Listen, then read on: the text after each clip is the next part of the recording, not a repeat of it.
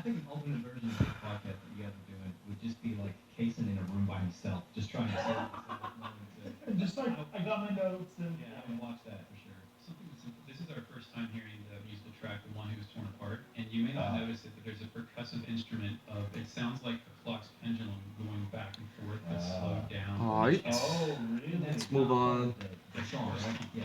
That's overlapped on the song. I did. I remember Next when you drawing. pointed that out to me originally, and What do I wanna noticed do? this time because the song starts before the scene cuts to the throne room conversation, but the ticking doesn't start until it gets right there. It's really nice, real subtle, but really nice touch. So, is this like an astral projection? Is Titan reflecting back on this? Or Yeah, is did he?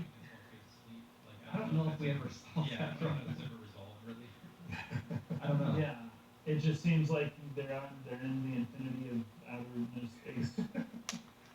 Yeah, it's weird. It almost seems like a dream, like they're like talking telepathically or something. But it also seems like it's a past moment that Seitan's remembering because he's like, "That could it be?" So, and then it's okay. It's the time. That's when he learned about the time dimension. I think something that But really it's so weird.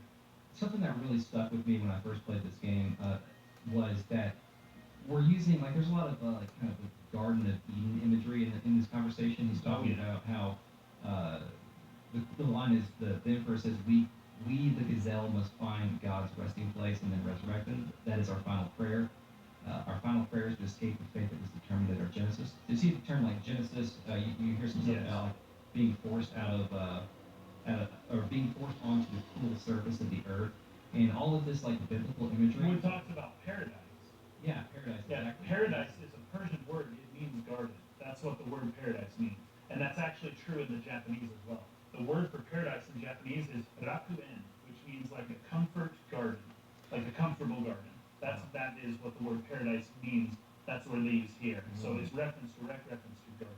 But all this contrasts with like what this guy actually looks like, because he looks like he's the devil or something. 'Cause he's got this- Oh, he looks horrible. Yeah.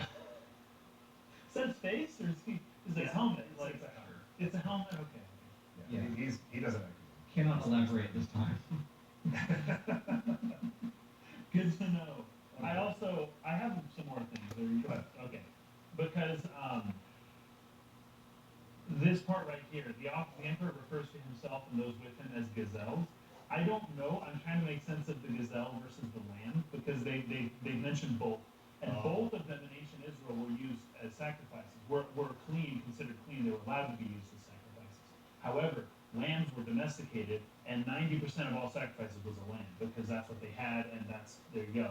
Whereas the gazelle was not domesticated; it was wild. It would run around. It would be pretty rare to actually catch a gazelle. So the gazelle are the free roaming, the clean animals that are free and kind of out of the grasp of the sacrifices. And then the lambs are just the sheeple, the ones who get led to the slaughter.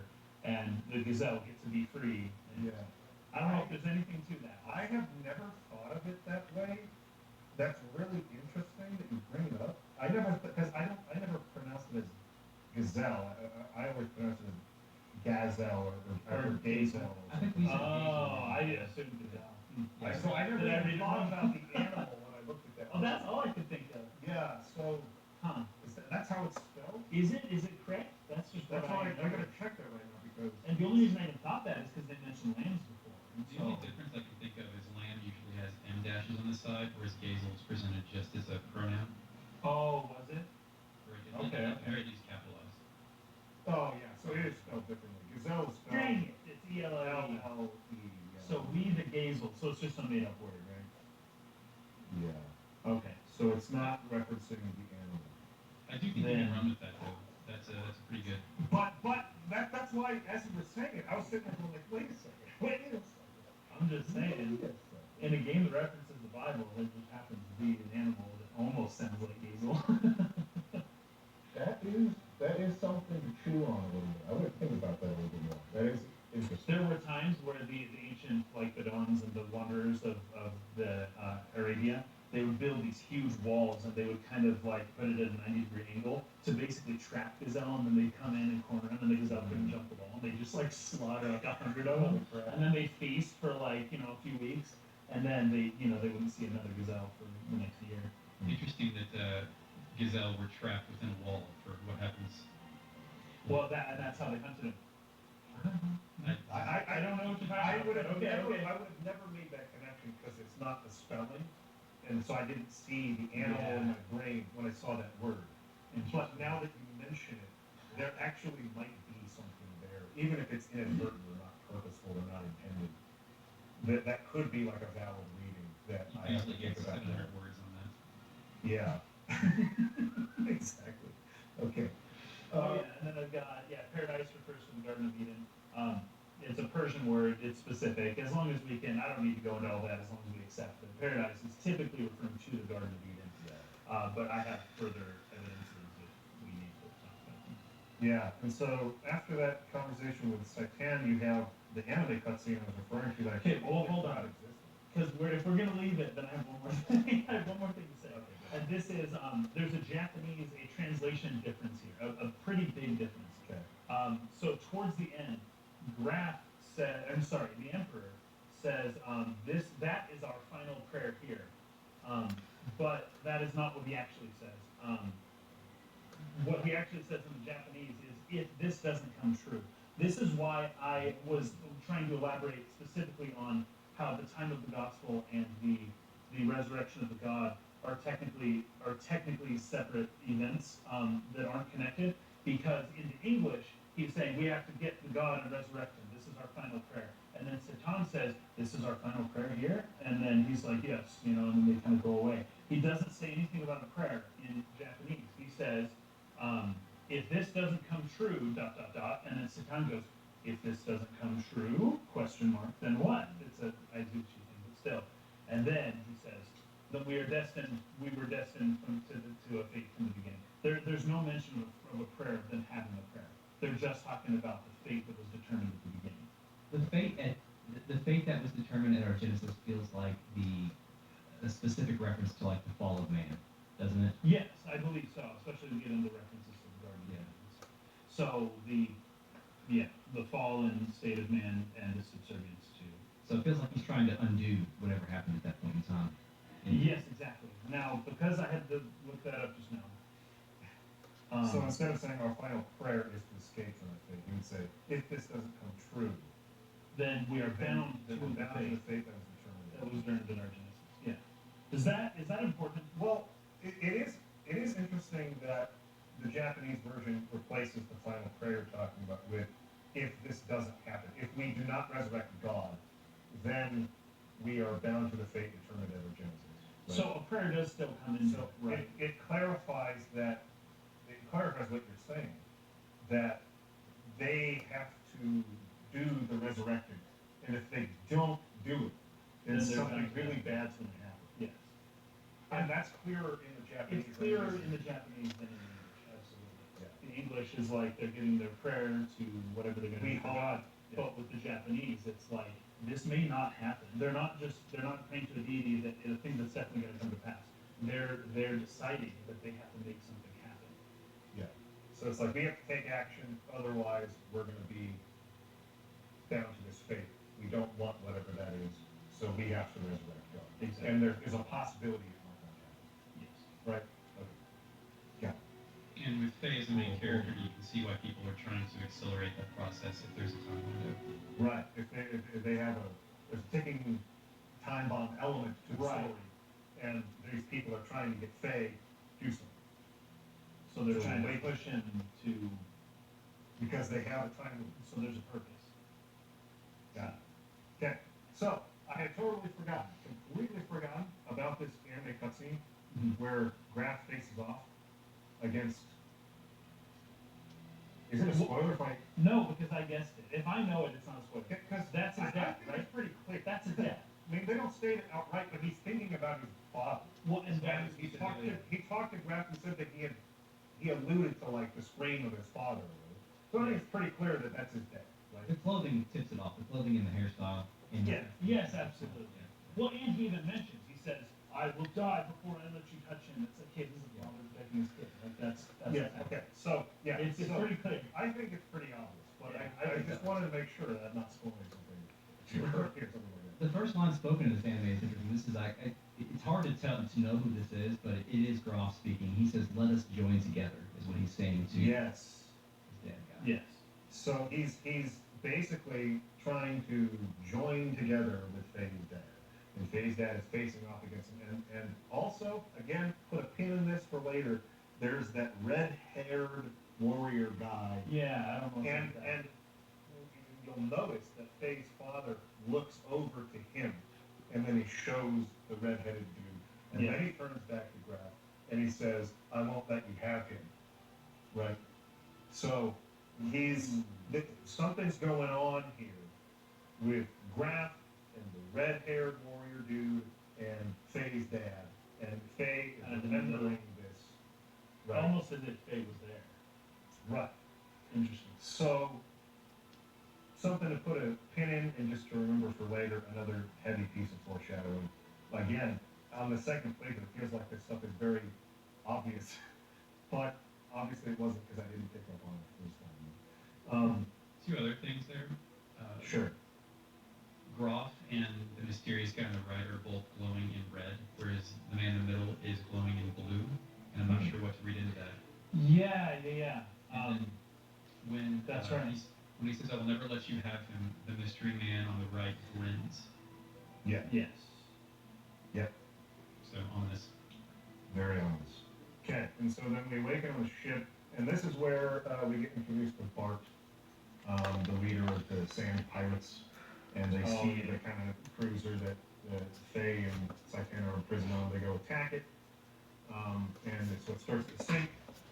I kind of like that sequence, kind of like high intensity sequence. You gotta get out. You gotta get out while the sand's rising, and there is a possibility of getting a game over if you're too slow. Yeah. Anyways, you're running out of this ship. You escape it. You get back onto Beltal again. And there's much less hesitancy this time. Yeah. Faye, you climb up the crane, you climb down, and he even says, "Well, it looks like we're destined to be together." He's talking to the gear, and he just drops on in. It's like he's accepting his fate. Yep.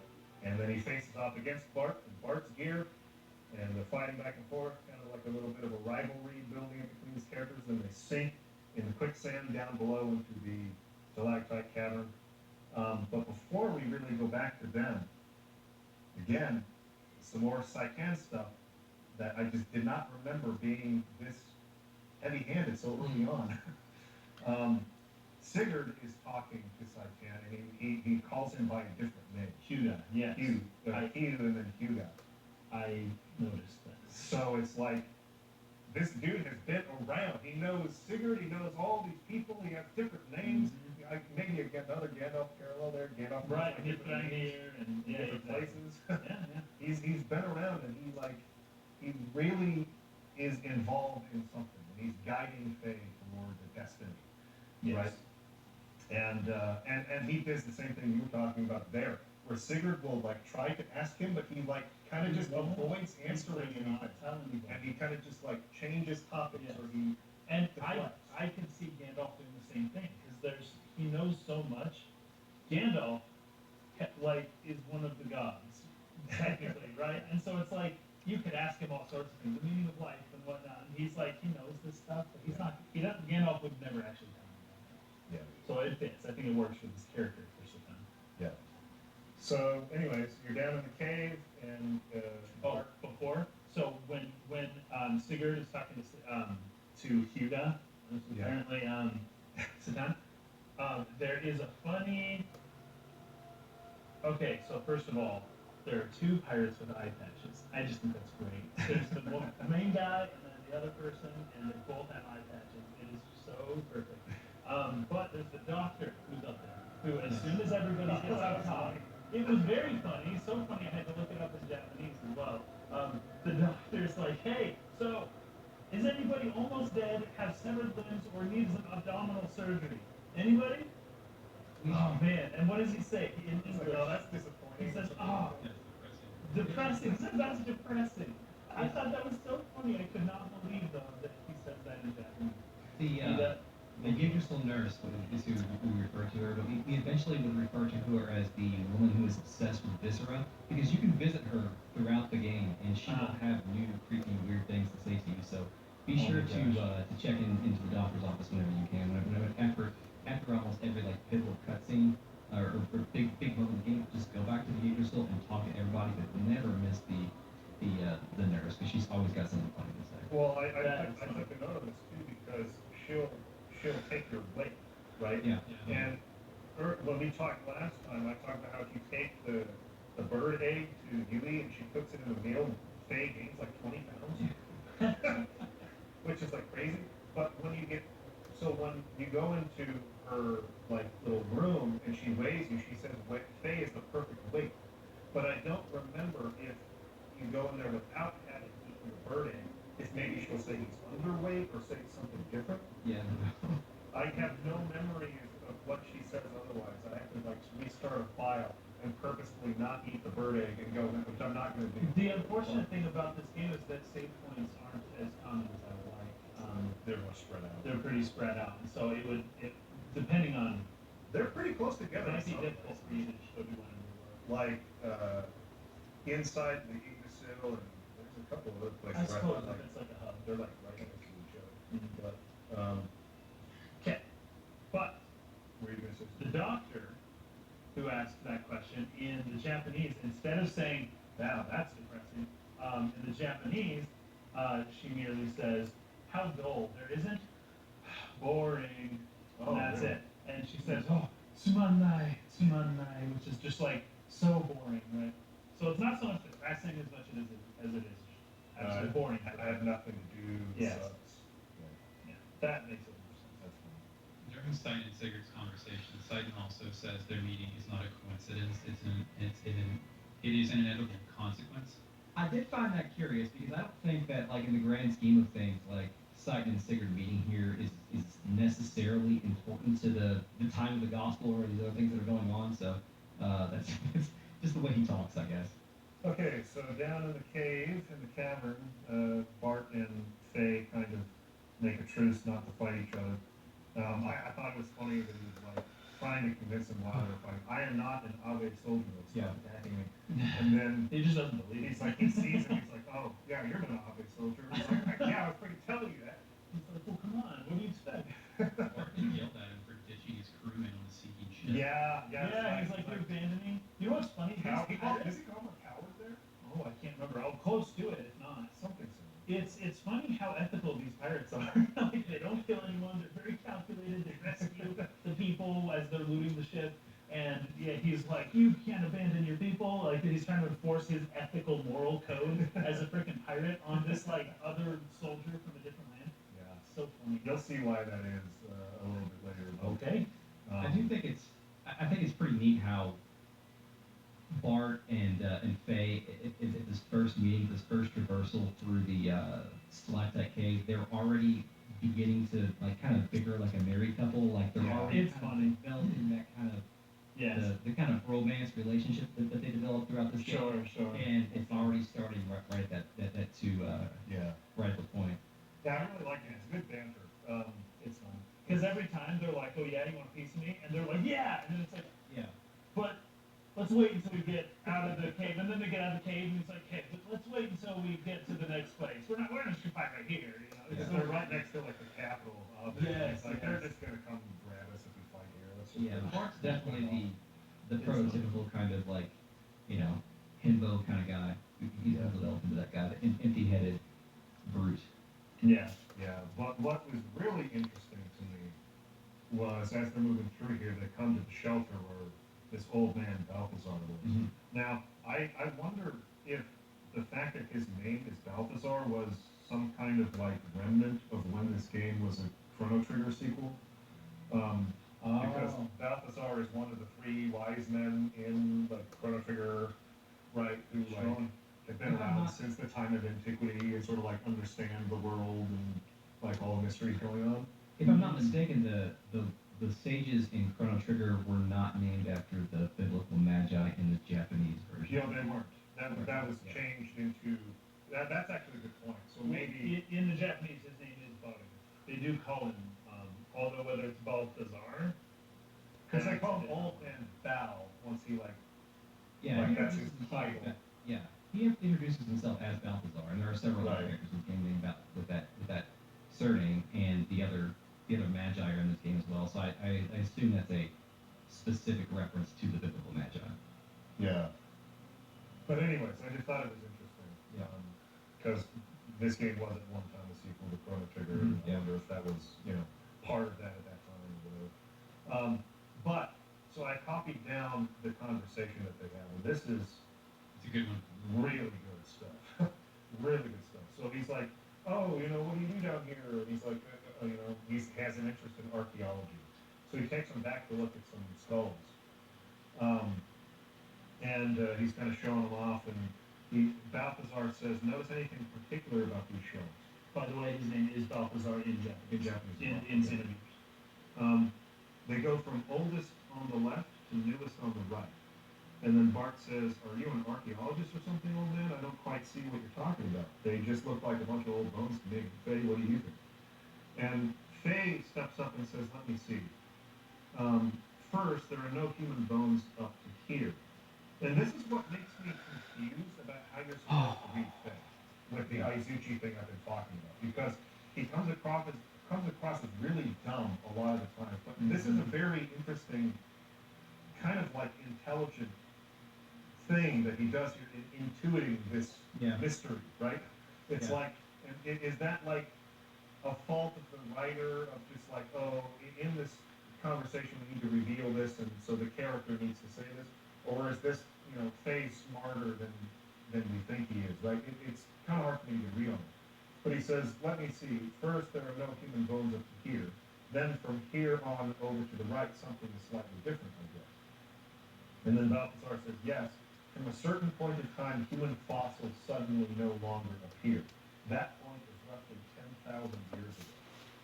And Bart says, what does that mean? And Balthazar says, don't ask me, I don't know for sure, but my guess is there were no humans on this planet before then. At least it appears so. And Bart's line here is my favorite. And then Bart says, but how could that be? What about all the talk about evolution? What about all the talk about evolution? I'm hearing about that stuff. Yeah. And all then that talk. Balthazar says, you mean the theory of evolution was taught by the ethos, right? You can't trust that. Rather, I believe in the old legends and myths. So this is kind of weird to me, for a couple of reasons. So first of all, this is, I think, a clear indication that crash we saw in the beginning of the game, right? The ship crash happened 10,000 years ago. There were no humans on this planet before this point. So it gives us like a nice timeline of how far removed we are from the planet. Who knows how long ago that was, or how recent that was, or whatever. But now we have like a pretty specific timetable here for when humans appeared on this planet. But I think it's weird, and I don't know what you guys think. I think it's weird that the ethos teaches the theory of evolution. And now the ethos is the churchly ethos. Yes. That is In the Japanese version, it's just referred to as the church. the church. Like So they call ethos it is in ethos. the word; they just refer to it as the church. Okay. So the church is teaching evolution. But But I'm confused as to why. I think it's important that the lambs, the surface dwellers, don't understand that, or that they don't know that humans were absent prior to 10,000 years ago. Like, they want to cover up that specific fact, I think, by saying that, there's this fossil record of evolution. I'm not entirely sure if Ball is being entirely speaking with clarity intentionally here, because he says after that, you can't trust that, rather I believe in the old legends and myths. And then a few paragraphs later, he'll say something that directly contradicts that. yeah, so he says, "Oh, don't listen to an old man rambling," like as if, and even later on, he says, "Oh, those are just fairy tales that do a man's heart good," or something like that. So it leaves the player with an ambiguous idea of what his intention actually is down here, because he appears to be a man of science, and he also believes in myths and legends. Exactly. But they're kind of merging the science and the myths and legends within this game. If the ethos is the one that's preaching the science. Yeah, the theory of evolution. I just thought it was I wondered about that. it's just a really like strange kind of piece of irony that the institution that is clearly going to be something that is treated with some contempt in the game, right? The institution, church itself. Yet But they teach the proper. they teach this theory of evolution. Yeah, but I think you're right, and that's kind of what I came to is like, for some reason, the church must not want the people to know that humans advented on this planet 10,000 years ago. that they were not natives to this point. But I'm curious as to why that matters to them in the large scheme of things. Well, you'd Like- think it would be pretty convenient to, given today's world, right? Somebody who teaches creationism will believe the Earth was created 7,000 years, whatever. Yeah, it's almost like a 14,000 total years ago, reversal of and what then they 7,000 teach. years ago was Adam and Eve. Yeah. Yeah, that it would seem that this is a convenient reason to bring that type of Okay. doctrine about, as opposed to ignoring it completely. They kind of missed an opportunity there. Yeah, if the ethos is tied to the resurrection of God that we just saw in the previous conversation, the sight of the emperor, and the resurrection of God has something to do with the crash of the spaceship 10,000 years ago, it makes sense that they don't want people to think that humans weren't always here. Because if God has something to do with that specific spaceship, then all of that information should be controlled by the ethos so that they can't, so that others won't, co-opt their scenario. Yeah, I still just don't get why people would go for the easy, low-hanging fruit of humans were created 10,000 years ago. I still Yeah. like that wouldn't spark curiosity for people to go out and find a ship, It's That, just- yeah, that makes a lot more sense too. Yeah. But I love how Bart. Give me 1 second. It almost sounds like Dumb Check and Dumber. something. Kind of. Like, what? You said I had a chance. What was this 1 in a million talk? What about this? Oh, damn, why is that processing so long? Yeah, it's like this hip topic everyone's That- talking about. Exactly. Everyone's like, it's a hot thing that the Been church is reading- teaching. been What? reading the newspaper.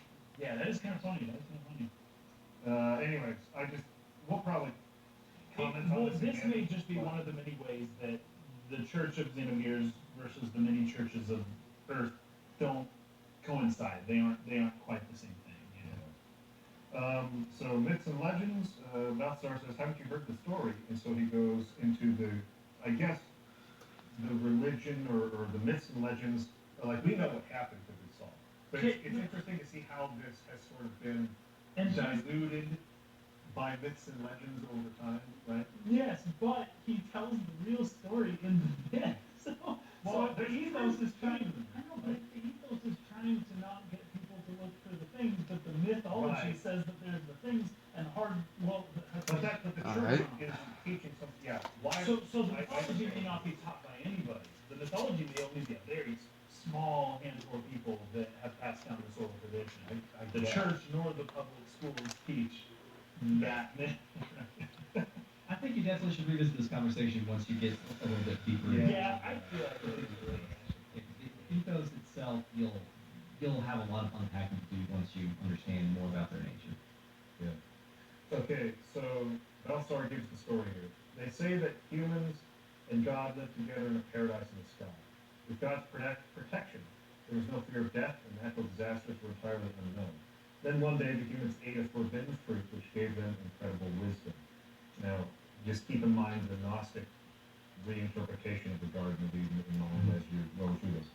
But God drove mankind from the paradise for their sin. Demiurge. The demiurge drove mankind from paradise. Better at having been driven, or bitter at having been driven out of paradise. Humans used the wisdom they had gained to make giants. So they used the gnosis they had gained to make giants. With these giants, they planned to challenge God himself. But God poured his sorry. wrath down on them. All who defied God were destroyed. Bump into God camera. himself did not escape unharmed. Let's Taking focus. paradise with him, the wounded God buried himself deep beneath the ocean to sleep for aeons. Before going to sleep, God used his remaining power to create right-hearted humans to live on this planet. These people are said to be our ancestors. I want to laugh like really hard, but it's like, no, it's not. The theory of evolution, the church takes that mythology and it's like, Adam and Eve, it's just evolution. There's no Adam and Eve. That's It's why the church weird. teaching it. Yeah, like why the ethos? So, Yeah, that's fascinating though. So the part that so it's pretty straightforward. It's like, oh, the mythology says that God and then the descendants, and okay, I kind of get all that more or less through playing the game. That's kind of more or less what's going on. It's the last few sentences there that strike me for the most part, where he says that God created a new set of humans to live on Earth. I don't know that just kind of. I guess I'll just wait to see how that works. It may have something to do with the lambs versus the able, because there's a separation. There's the surface dwellers, and then there's the other people. And so, but one of them is not technically connected with the other one, right? Like God created separate humans. That's interesting. Yeah. That's what I didn't know. It's also interesting that it's steeped in metaphor, but it also uses the specific word giant, which is a game with giant robots. So it takes The Nephilim. pull from that. Yeah. Exactly. So anyways, he ends up telling you there are these two sensors, you gotta go disengage in order to open the path so you can get to the exit and escape the place. So you run out and do that, you come back, and this is where I wanted to get back into because I didn't have time to copy this over. The dialogue with Balthazar and Bart and Faye, and this part of it is also really heavy foreshadowing again.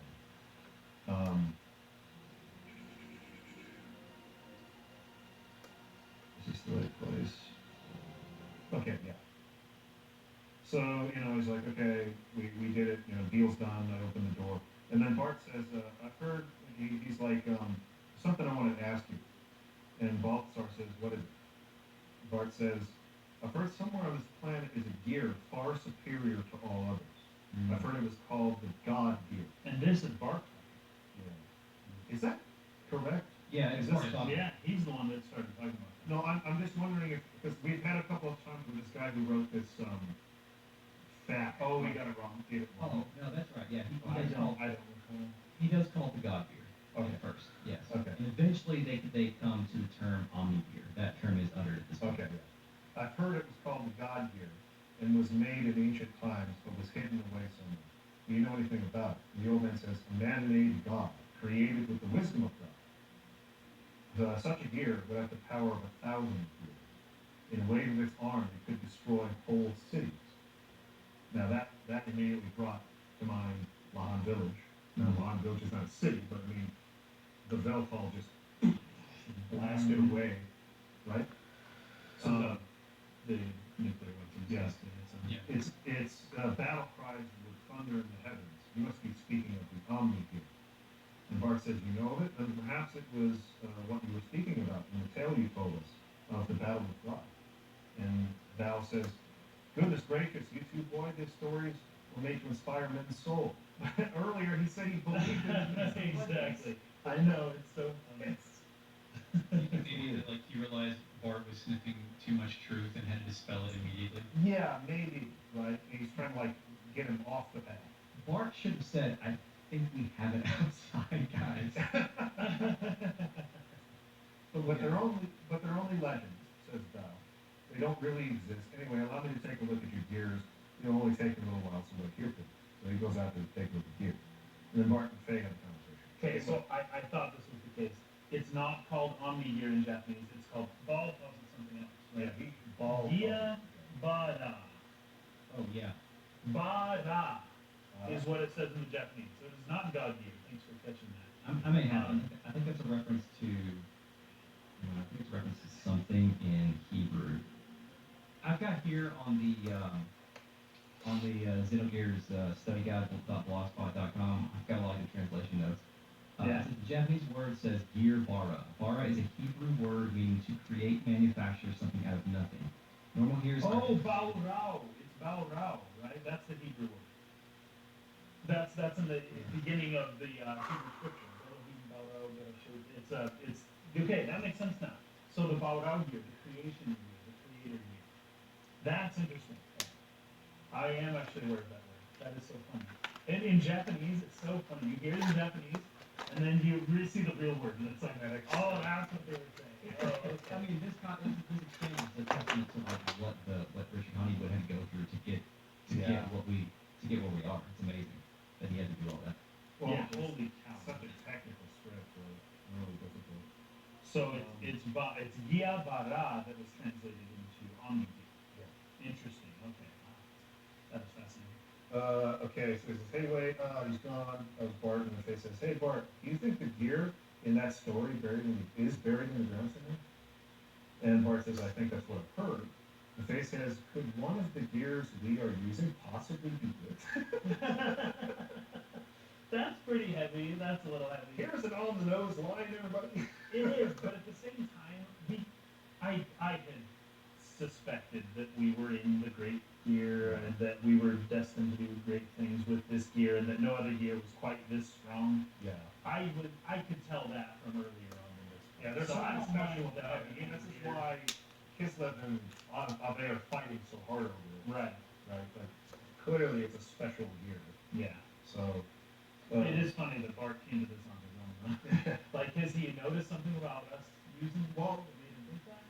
He Because I don't definitely think, doesn't. he does lay it. Against the boss we fight after this. but not at this point, right? But I wonder if before then, yeah. Well, he noticed that. I mean, he saw it from like his little sand submarine. He was like looking at it, right? No, He yes, was like, before "Ooh, he's at. that's like a new model or whatever. Like, we want The that one. Atlas. That one's fine. So, Okay, yeah. so Bart says, yeah, right, what are the chances of that happening? He stays kind of quiet. And then Bart says, the gears that are excavated lately are usually only a few hundred years old, nowhere nearly as old as the gear in that legend. And the face says, then why were they in the ground? And Bart says, I don't know. There are no records except what, says Faye. And then Bart says, there must be some truth in the tales. They were buried after a great war. The bullet wounds covering most of the gears would appear to confirm them. Faye says, you mean there are no records from the last several hundred years? How about before that? And Bart says, none from either period. The ethos controls all the records from that time period. Maybe they had some very ancient records too. All we know about our history is from little pieces that we find ourselves. Anyway, Faye, what do you make of the old man? So they have no record, at least lands, surface dwellers, have like no record of their history. They have no idea where they come from. And it's Aside important from to, go ahead. yeah, sorry. It's important to the ethos that they don't know what their nature is. Right. So, these people are pretty much blind, except from what they can kind of just, piece together from what they're excavating. Right? So there are records that are old, but they belong to ethos. But the ethos controls that stuff. Yeah. Faye says, what do you mean? Bart says, why would such an old man live alone in this abandoned cave? Faye says, I don't know, probably digging for ancient gears or something. Bart says, right. You think so too? And Faye says, hey, I just said that as a joke. Don't take all that stuff seriously. They're only legends here. And of course, myth and legends are always true. Bart says, no, that old man is up to something. And then suddenly, Val cries out, this can't be. Faye, they go running over there. What's wrong, old man? And he says, is this your gear? And Faye says, well, sort of. Val says, where did you get it? And Faye says, I'm borrowing it. And Val says, this is the host of the spirit of the slayer of God. So we just had, red when he says that too. yeah. And we just had a conversation with Graf about how his whole purpose is to kill Mother God, right? And that he wants Faye's power So pilot this to thing. do it. And now Val is saying that this gear is the host of the slayer of God. Anyway, I just did not remember this stuff being so heavy-handed early on. I don't know how you guys feel about that. I feel like it's like it lacks subtlety in a way that I just didn't remember. People I mean, seem that- so ornate and complex, and there's so many terms to remember that you don't remember what you didn't remember. Maybe. Like, those memories were extinguished like 10, 15, 20 years ago. Like you may have been smarter than you thought you were. Maybe. And this game does a pretty good job of spacing out these weird bits of foreshadowing with like really awesome moments. I mean, we went from the motorcycle to the moon shot, and we're about to see another couple cool shots of robots, and all this stuff is sprinkled in between. So what I remember from when I played this originally as a teenager was like mostly the cool stuff, but all of these little bits of foreshadowing are just they're there and they don't stop for a long time. It's a very long game.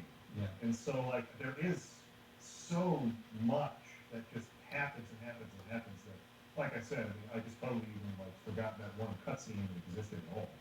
And so like, there's clearly a lot of room for as you try to cram new revelations into your brain and put it together that like you just can't maintain a handle on everything, right? And so maybe understanding that Takahashi, felt like it was important to really clue you in on some stuff, to try to like make sure you understand that it's important, right? And that you need to know this for later.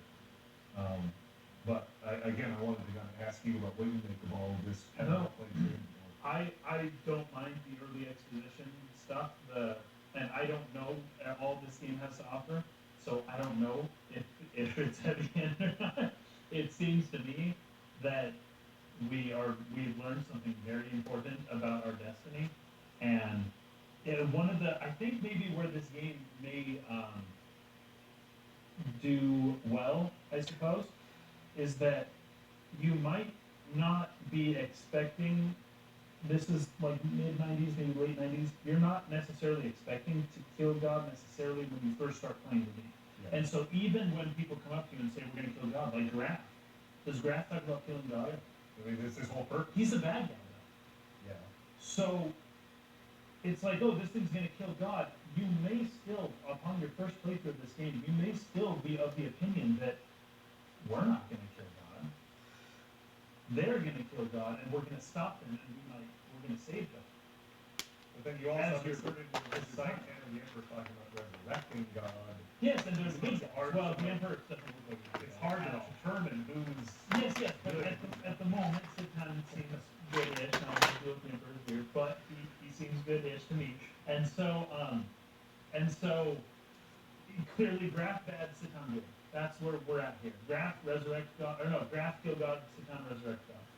So the fact that, and I understand what happens because I'm aware of this thing, but the fact that they're saying, ooh, someone's going to kill God, you wouldn't know necessarily from this that that's what you're going to do. You would be thinking, oh, some evil bad guy wants to kill God. We aren't going to let that happen. We're going to save God, or God can't be killed, or something like that along those lines. That would maybe be where this wouldn't seem so heavy-handed, because it's like, oh, the enemy's plan, haha, he wants to destroy the world, but we're not going to let him, right? I think what you're doing there is really important though, to like begin to keep track of the motives of every one of these individuals, because you have like, you can assume that Satan and the Emperor are kind of on the same team. Groff has a team, and then kind of Faye has his own interest. And I mean, it's not a spoiler to say there are going to be more parties introduced to this various network of conspiracies, and keeping track of all those throughout the first playthrough is key to understanding the story at large, at least the motives themselves. With your mental yarn board, have like a character and then like a morality scale that says good and evil, and then you see the slider based on where you think they are. Yeah, that is the one thing that I think is possibly my favorite aspect of this game, is the sheer number of villains, the conflicting motivations between them, and just trying the amount of screen time that they get. Because this is one thing that I hadn't really ever seen in any of like Xenogears contemporaries, right? They kind of make it very, very clear. This guy is bad. He's the villain. You want to kill this guy. Like, this guy's bad. Like, it's very clear, like, the distinction between who's bad and who's good. But in Xenogears, like, they do this absolutely phenomenal job with their villains. And with, like, clearly defining why they want what they want, and making you understand where they're coming from. And I think that that's really important for villains. Like, I really like villains that are complex characters themselves, and that we understand what their fears are. We understand that there are limits on them. You know, a lot of times it feels like the protagonists get all the limits and all the conflict, and the villains are kind of just stringing them along all the time. And they don't. But I love it when villains themselves also have, like, oh, if we don't do this, then you know, and they have stakes. So it's like they're going on their own hero's journey of Yeah. fulfilling their own destinies. That's like different from ours. I think it's really cool when you have not only your protagonists but also your villains that have conflict and that they have fears and there are possibilities of them failing and they realize that and so they're trying to figure it out too. And Xenogears does this at a level that is just some of the best I've ever seen. It's the villains are some of the best parts. And one thing I think that's unique about the set of villains here is that their motivations change throughout the course of the game as Yeah. new factors are introduced, and as they learn more information, as the player learns information, the motives and the allegiances of these things, of these characters shift. It's not like you're not going to figure out who the end boss is until you get to the end boss fight. Like you never know Yeah. who's that top dog in the villain chart. Yeah, it's fantastic. So, okay. Then Balthazar's like, get out of here. You guys freak me out. Yeah, he doesn't want to talk to us anymore. I I have a don't, question. I want nothing to do with you. Don't talk to me anymore. Go away. So you leave, and Wait, did you all go back in and talk to him? I did, because I went back to, I think, buy some parts or something like that. Yeah, Actually, line he said. Go ahead, because I can't remember. It's not in the script. You can go back and if you try to buy more parts, he'll sell them to you, but he'll say, when Calamity beats you, I'll just get all these parts back. Yeah. I did see that. Yeah. I'm just gonna get all my parts back when Calamity beats you anyway, so I guess I'll sell these to you as long as you understand. Because when you encounter Calamity, it's kind of ambiguous, like, whose is this, what's happening? But this attributes responsibility directly to Bell. Yeah. Because that's the next boss you fight, right? Right. And that's Yeah. also like, do you, we'll get there. Yeah. So anyway, you go into, and you push forward into what was previously blocked off. You get up there, you fight this boss Calamity, it's a big gear, and beat that, and then you resurface. You go back up to the desert, and I really like that shot where they're kind of standing there, and it's like a dolly out, and it kind of pushes out from it's like the capital city in Albay out there in the distance. And they're just kind of standing there looking at it. Just a really nice composition. The cinematography in this game is phenomenal. It's very good. It's very good. So it pulls out, and that's kind of where they have the conversation about, I would like settle this with you right now, but they're just gonna see us fighting out here. They're gonna capture us. So let's hold off for a little bit. Yeah, let's go. Rendezvous with Aegis or my sand cruiser. And so they would do that. And that was pretty much where we had decided to leave off for this episode. So we will continue on from there next one. I guess, so how we knew, or how he knew to go there, this was a question that we asked him earlier. He said, like, are they gonna come rescue us? And Bart's like, what he says the funniest thing, he said, we had a liberal upbringing. Yeah. I'm pretty sure that they're just gonna let me take care of this myself. So the idea was, and I think Sadan or somebody asked, Sigurd, like, hey, what are you gonna do? Where are we gonna find him? And they're like, yeah, we'll just go back to our hideout and then they'll meet us there if they're still alive. So they had like a Yeah. And so that's what we go. Although it seems like the crew of the Yggdrasil is like they're kind of annoyed with Bart most of the time. Like there's a lot of but they seem to trust him as well. Like he's not going to die. He's going to turn back up. He certainly has enablers and then people who try to keep him in check as well, so it's like a tug of war with whatever he's supposed to be doing there. Bart is a fantastic character. Yeah. Well, I think Sigurd mentions that too, because Satan was like, so is Bart just shooting at anything and everything he sees? And Sigurd's like, no, this was calculated. But they're like, well, I hate him, but this was a very calculated attack. This was not random. Like, Satan's like, all right, whatever. And then when he shows back up, they're basically telling him to apologize. And he's like, well, I said I was wrong. Yeah. It's like, no, it's not enough to say you were wrong. And they lead him away by his ear. By his ear, yeah. So that kind of shows his age, I guess. He's I guess like late teens, probably same age as Faye, right? So he's still kind of a kid. But anyways, I think we'll leave off there for now. All right. Anything else that you guys took notes on or anything you wanted to say before we wrap up? No, I think we got it all. Anything else? I just have one kind of a localization thing that I enjoy here, along with tinkering with junk in backyard. It's ahead of the section, but if you talk to the guy in the gear shop, On the Jaeger he says Oh, and that gear with the slender build withstood Brigadier's rod. Oh. Like that has to be deliberate, I think. I'll look into that. That's funny. where That you is go to funny. buy parts. of Yes, the where you Eagle. buy parts. It's in that room, there's some three guys in there talking. Yeah. Like Brigadier has a whip, not a rod, so I don't, you know. Yeah. I thought that was funny too. It's like the gears that each character uses, their weapons correspond to what the person uses on foot. Yeah.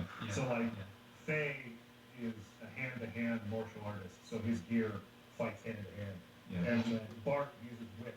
Oh, we didn't bring that part up then. When after we meet with the old man and come back, then we execute some crazy, like, martial art kung fu attack.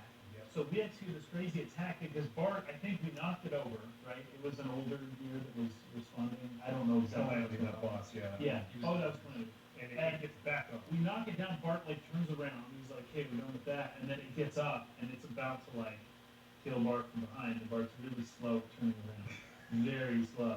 And so Faye's like, "Look out!" And we do this like, it's like thousand fist punch or something. Yeah, this It's kind of technique. blacked out too. He turns it to dust. Yeah. Yeah, that's kind of crazy. They So don't he quite- executes this wild move, and Bart's like, "How'd you do that?" And we're like, I don't know how to do that. "I just wanted to do it, and it happened." And Bart's like, "No, tell me how you did that." He's like, "I don't know." What did I say about yesterday? But yeah, how do we differentiate that from what Faye did in Lillian Village? Because Faye went complete there, but he Yeah, so it's almost like it's almost like he's learning. as Man, a doing these slow- drawings at this size is almost. he Yeah. in a safe and effective way to move past an obstacle. And that's However, at the same time, Bart isn't exactly like at the center of his heart, Like, right? Like not he worth wanted it, to man. save Bart, but not like Timothy. not like Timothy Like Dallas, I'm yeah. drawing these pictures and I'm kind of wishing like, oh man, if It's I like, drew it yeah, bigger, you I need could be this doing guy, it like you need this. I could have been but, doing it like that, I'm gonna, kill myself trying to Yeah, save so like maybe this it's and not like that and like trigger this and that's It's not as strong. I would say that. I think this also relates to what Saipan was saying back in Black and Forest. There's like to use power or be used by power, right? Like Oh, that's a matter of the heart. here, matter of the heart. Yes, that's what he And said. here, Faye was able to use the power, not be used by it. Mm. And it's in part, I think, because his emotions weren't Yeah, the trigger so wasn't crazy. intense enough to send it on the edge, right? But anyway, I'm glad you brought that up. Very important part. All right. I forgot to look up what we're going to play to for the next one, so I'll put it in the addendum here and tell people where to play up to. But thank you guys for joining us again. Pleasure. Real quick, say your channel again one more time. Yes, our podcast is called Retrograde Amnesia. We do have our audio on YouTube, but you can find us on Apple Podcasts, Spotify, all those good places. I knew that your first, or the second episode came out today because I looked at my phone and people were subscribing to our YouTube channel. So thank you. We don't get a lot of activity on YouTube. Most of our activity is on, on podcast platforms. Because you're most audio only, right? Exactly. Yes. Yeah. And so yeah, check us out there. We've done a full 55 episode analysis of Xenogears. We've done Chrono Cross, and next week we are launching our Final Fantasy VIII series. So we look forward to that. I'm very Awesome. excited for that one. Yeah. I'm really excited for that one. This too of Xenogears does nothing wrong. Yes. Yes. This too did nothing wrong. So I can't wait to see what you guys have in store to discuss this too. Because Begin the meme creation. yes, like it's literally your podcast will literally then become a book club and not just a video game. I don't know, Nier, you're playing Nier, that's lots of Nier. That is Yeah, I'm really looking Yeah, forward it's to. novels. Yeah, I've got to finish Nier so I can listen to this podcast. Oh, did you get me Replica? Yes, I've played all along, but I've not played Replica. I've only played so. Right, man. Great game. Yeah, Great game. for sure.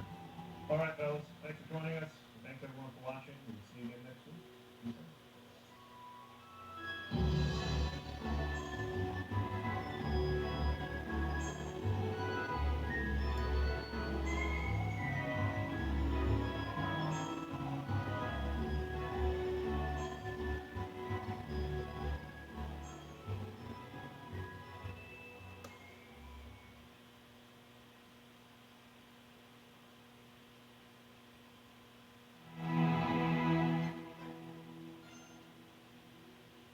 welcome back to the State of the Art podcast. My name is Mike. My name's Kazin. This is the 5th episode of our Xenogears analysis. And today we played up from when you rendezvous with Yggdrasil all the way to when you go to Glowczewski on the attempt to rescue Margie. Yeah. But we stopped right as Bart got Right. into the room with Margie. There's a save point right in the Yes. room. So we got Margie now, we saved, and that's where we stopped. So that's kind of the hard stopping point on this one. I've been doing a bad job so far of letting people know where to play ahead of time. So, and even now, I just realized I forgot to check where, but I will check it before we wrap up this episode. And at the end, I will say where to play it to next time. So it will be in this episode, I promise. So, yeah, we left off right when they got onto the Yggdrasil. So the Yggdrasil is the sand cruiser, pirate ship, submarine, sand submarine Yeah. that Bart uses to go around stealing tech and gears from Ave and Kislev. And so we're on that cruiser and they're heading back to his little pirate secret hideout place. Yeah, this is your hideout. And there's a couple of interesting pieces of dialogue Right. you can get from different people, like his like butler character Mason, Mason, yeah, Mason. like takes up he calls it like a part-time job or part-time work Yes. on the ship. Yeah. He's a teacher. Yeah, like because he was so concerned that the rough types of people, the pirates that the young master is hanging out with are gonna have a bad Yes, influence. he on him. calls them He starts to say barbarian. He starts to say and then barbarian. cuts himself off. Yes, I mean the young people, the energetic young folks. Energetic young folks, yeah. Yeah, I put a little note there on that. He uses the word he was using for a barbarian was yaban, which remember how the main-ish, I suppose, bad guy in this game is called yabe. Yeah. Well, yaban meaning dangerous, but yaban meaning he was starting to say like the super dangerous kind of people. But yaban was the bar. I thought it was just barbaria. I didn't think that I thought he was making up a word right there. The barbaria. I mean the young folks. I thought that was it, so I looked it up and it was yaban. The dangerous people. Dangerous people. Yeah. The pirates. So, anyways, he like insisted on this particular room being,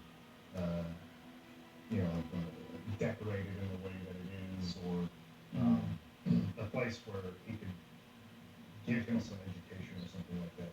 Yeah. But in order to do that, it's a weird line because he's like, but I had to take a part-time work, and it's a bar, so he's kind of serving Yeah. drinks or something. Yes, or- he's at a bar. I'm not yeah. sure exactly. It sells in like Arkansas or something, so I'm not sure exactly what he's doing, but He's a teacher, works in he's a the- butler, and he's a bartender. But it gives me the assumption that like he had to invest his own money into Yeah. doing this, and that's why he had to take Yes. extra work. Like Bart was like, okay, fine, you can do that or something, but you're gonna Your pay own- for it yourself. Your own time, man. Old man. You're gonna refit that room because it's a gun room. I think is like the name of that room. But anyways, I thought that was funny. When you go downstairs from there into the engine room, this is where there's a really interesting piece of dialogue for some of the like engineers down there. They say, once again, final checks, every second counts. The young master's forever, and then this is the good part. When we had engine trouble a long time ago, the young master jumped in to fix it. Sigurd tried to help the young master, and they both ended up injured in one eye. Yes. We are proud of the young master, but sometimes he rushes into things. The chief thinks it's always on time. So this is like explains how Sigurd and Bart each have like an eye Yeah. patch. It's not just so that they look like pirates. I'm sure. I feel like it is so that they'll look Well, like when pirates. they were drawing the character, he's like a pirate, so draw him with an icon. But they have a written more explanation. Yeah, so they for it, decided yeah. to justify it. Yes. Right. Which is fun. It's interesting. It's funny how everyone respects Bart so much, and going into it, it doesn't really make sense because what we know of Bart is that he's not super smart. He's not super. I don't know. He just seems like kind of dumb and what's the word, like headstrong, and he just gets himself into trouble. And Yeah, and right. by proxy gets everyone else into trouble too. Yeah, just kind of. But they just like respect him a lot. He's Yeah. just, Yeah, like well, as we're gonna learn in a minute, he's the heir to Ave's throne. So he's the prince. Yeah. So he has retainers and things from his time there who are like caring for him now. This is serious Exactly, and stuff. But in fact, Mason kind of starts mentioning it. He says, in fact, back at, what is it? Instead of in this gem keep, we ought to be back at the palace. And yeah, we're like, back at the palace. He's like, oh, I'm old. And this is an excuse every old person in this entire game gives for any time they say anything, really. They just say, oh, I'm just an old man. Don't listen to old people. yeah, exactly. So, but he has, yeah, you're right. He's got. I think he shows like promising leadership skills, and he's very like. He's got a good heart and that he wants to help people. Like these pirates don't go around killing people, right? It's like a whole. Yes. Yeah. They plunder and they steal, but they don't hurt anybody. They don't kill people. And so like he's an honorable pirate.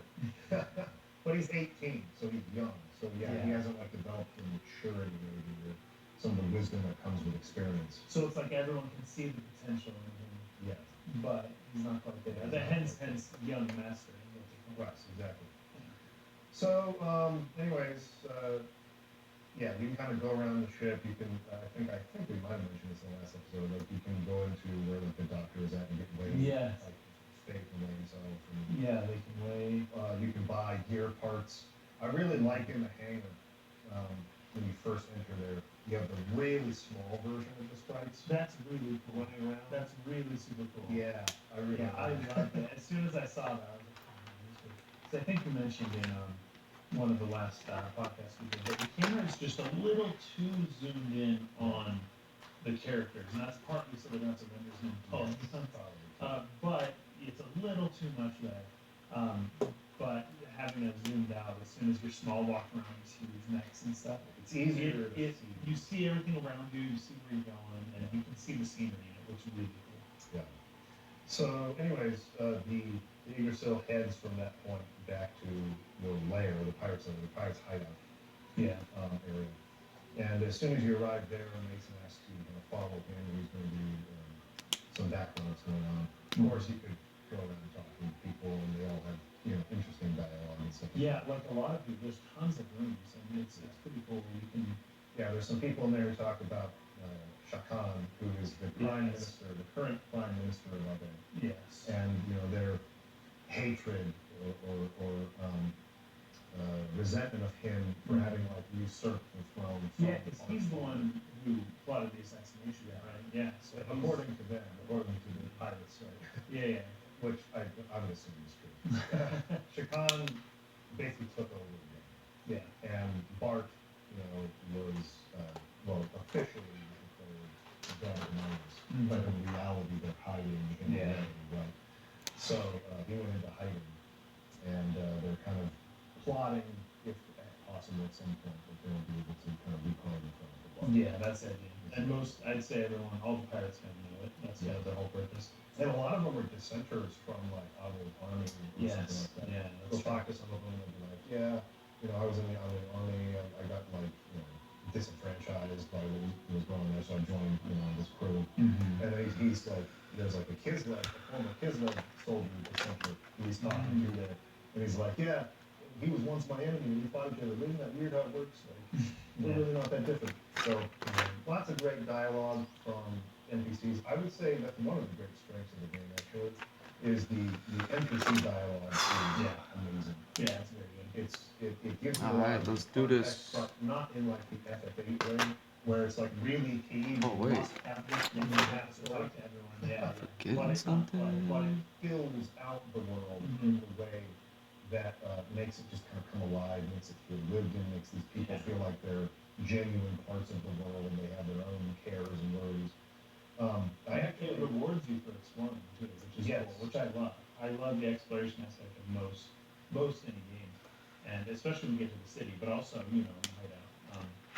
You want to just go around and talk to everyone because you find out more stuff. You don't necessarily have to do it, but it's rewarding. Yeah, and I actually just remembered that. I'll probably note this again when we get to this place later in the game.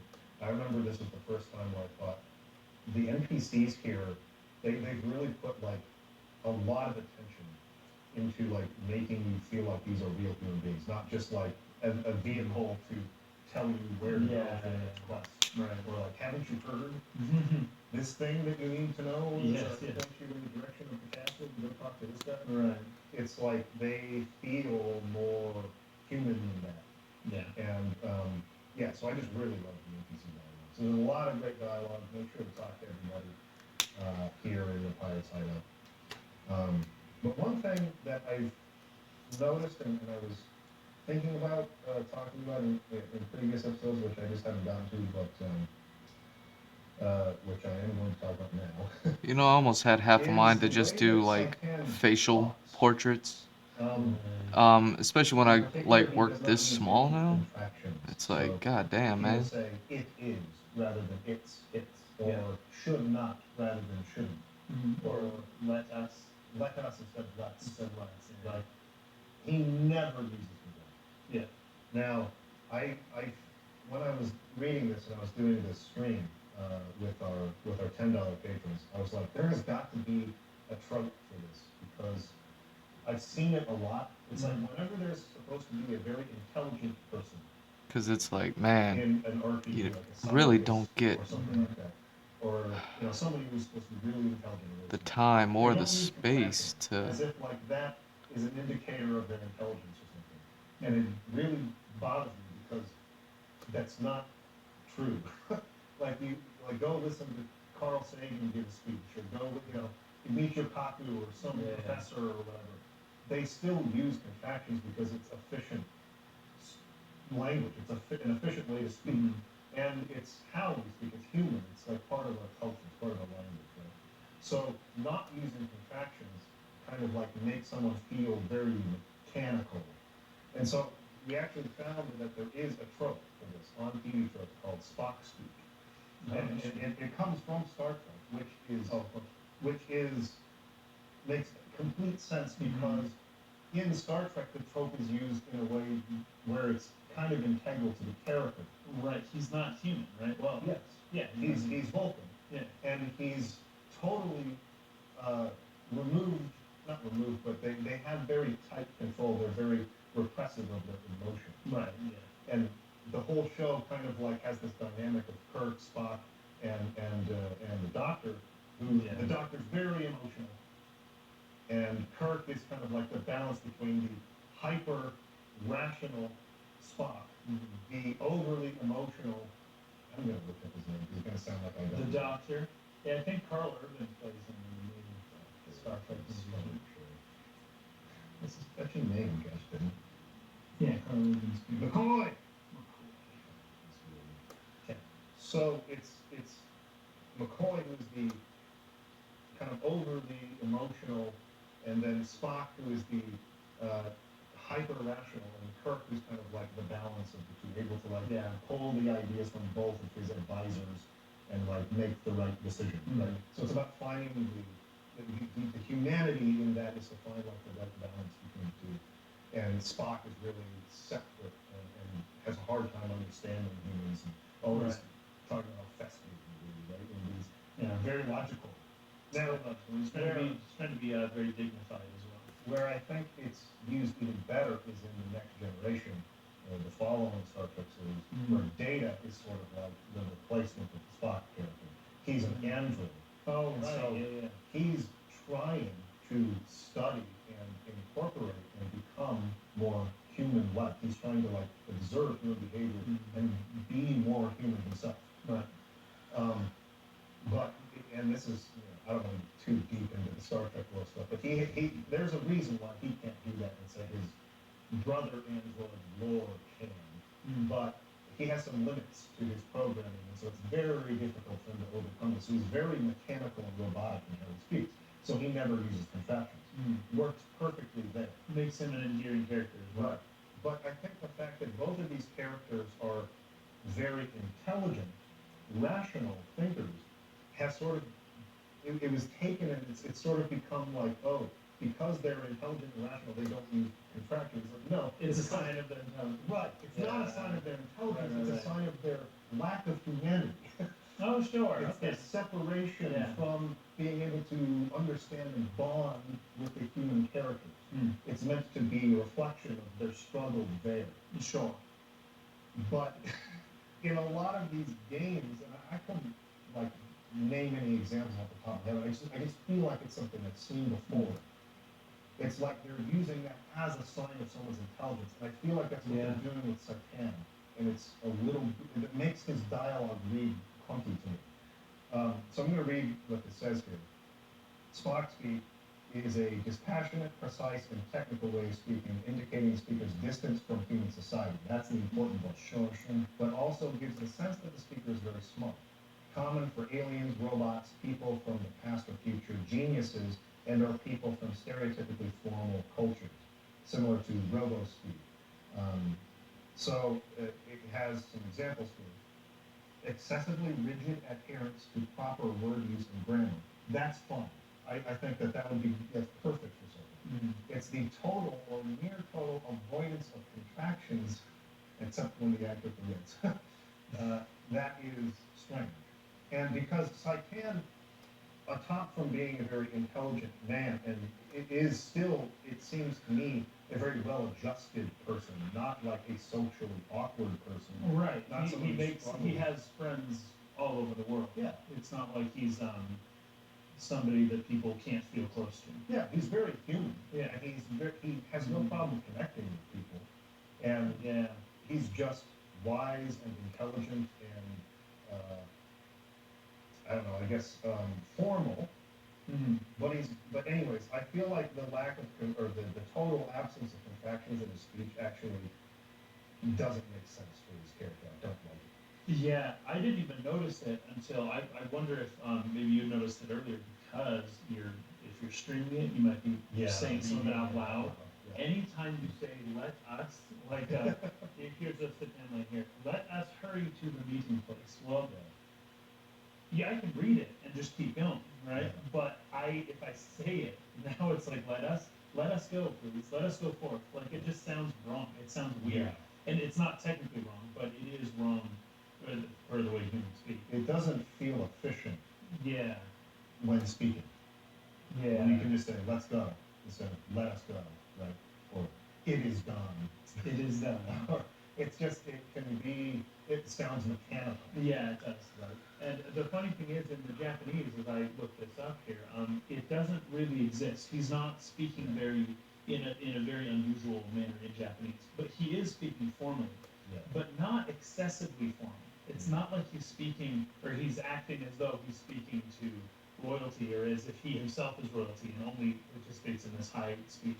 He's giving like a normal. It's the typical type. Like if anyone here knows Japanese, it's masu and desu and masho and mashita. It's that form that is considered polite, but it's not like super polite. It's just if you meet someone on the street, that's what you would use. You would say that, and it's a stranger. You use that form because you don't really know how else to do it. But it's not like de gozaimasu, or it's not super formal, right? Sure. Like as if you were speaking to somebody. So it's not that strange in Japanese. I don't know why Honeywood made it strange in English. Yeah, decided to Yeah. make it But- have no contractions. But I will say, and this is just a product of the characters that we have, they're all very young, they're all fighting, like, no one else speaks under formal. Nobody else speaks as politely. So even though Satan isn't being that polite, he's quite a bit more polite than everyone else. Then Bard or And then Bard or Faye, especially those two, and that's the majority of the dialogue I'm comparing it to. But even random people in the town, they're saying, they will use just typical, like, yameru, or this one here, da. They just use da instead of desu. Like, that is just how everyone speaks, so that's considered standard. So in that sense, the way he's speaking is more polite. But in a normal, Japanese sense, it's not that super crazy polite, So it shouldn't. I don't think Hollywood did the right thing, but at the same time, I don't want to be too hard on it because politeness levels are really hard to convey in a different language. Yeah. So to the extent that Satan is speaking differently from everyone else, Like he's not like so he is different. It's not weird in Japanese the way he made it weird in English, but it is different. And I think Honeywood's trying to convey that difference. Like Satan is speaking differently, and how else would you do that? And English doesn't have it, and the Japanese kind of make fun of English because of this. Like everyone's always informal, and you could be talking to God, and you're just going to be informal, and like it doesn't even matter because the Americans are rude in general. And it's kind of it's a half truth, right? It's mostly true. We do technically have formal speech. It's the King James, Shakespearean, thee, thou, and we just don't know who uses it. Nobody uses it. But in Japan, it's still very much a thing. So if they had Satan speaking thee, thou type of King James English, that'd be even weird. So to the extent that this is kind of a middle ground, a weird middle ground, but a sort of middle ground between King James and colloquial modern English, I feel like it's so hard to nail down that middle ground, but that is what he was going for. Because it's not crazy polite, but it is different. It's different enough, and this way it was different. I don't know that we needed it. I guess just to leave off on this, because I don't want to talk about it forever, but I feel like maybe you could do that by just having him have like a large vocabulary. Using words, bigger words, use bigger words, but I don't know, that's hard when you're translating, right? Like I know. Yeah, so you're right. I think that there's probably just a hard compromise to make there to try to retain that to some degree, but not change the words too much. It's a general challenge amongst anyone translating to English from Japanese. And sometimes you'll be watching, I watch a lot of Korean dramas, and every now and then they'll just put in parentheses polite speech. Because how else do you convey it? And sometimes it's part of the joke. Well, people are like, did you speak rude to me? And then people just say yo at the end, and it makes it polite in Korean. And then, but you just can't convey that, so they just put in parentheses, speaking politely, yo, and that's it. So it's just like really funny. Yeah. So anyways, just something that was bothering me a little bit as I was reading the dialogue, But by the way, that is not the right way to do it, to do the parentheses polite speech. Oh, sure. I'm not advocating that. I think that's not the right way to do it. You should convey it within the text. yeah. It's just hard to do.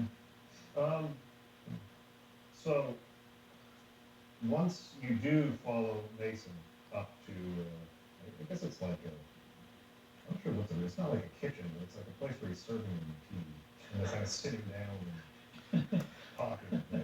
Right? The way the tea flows up.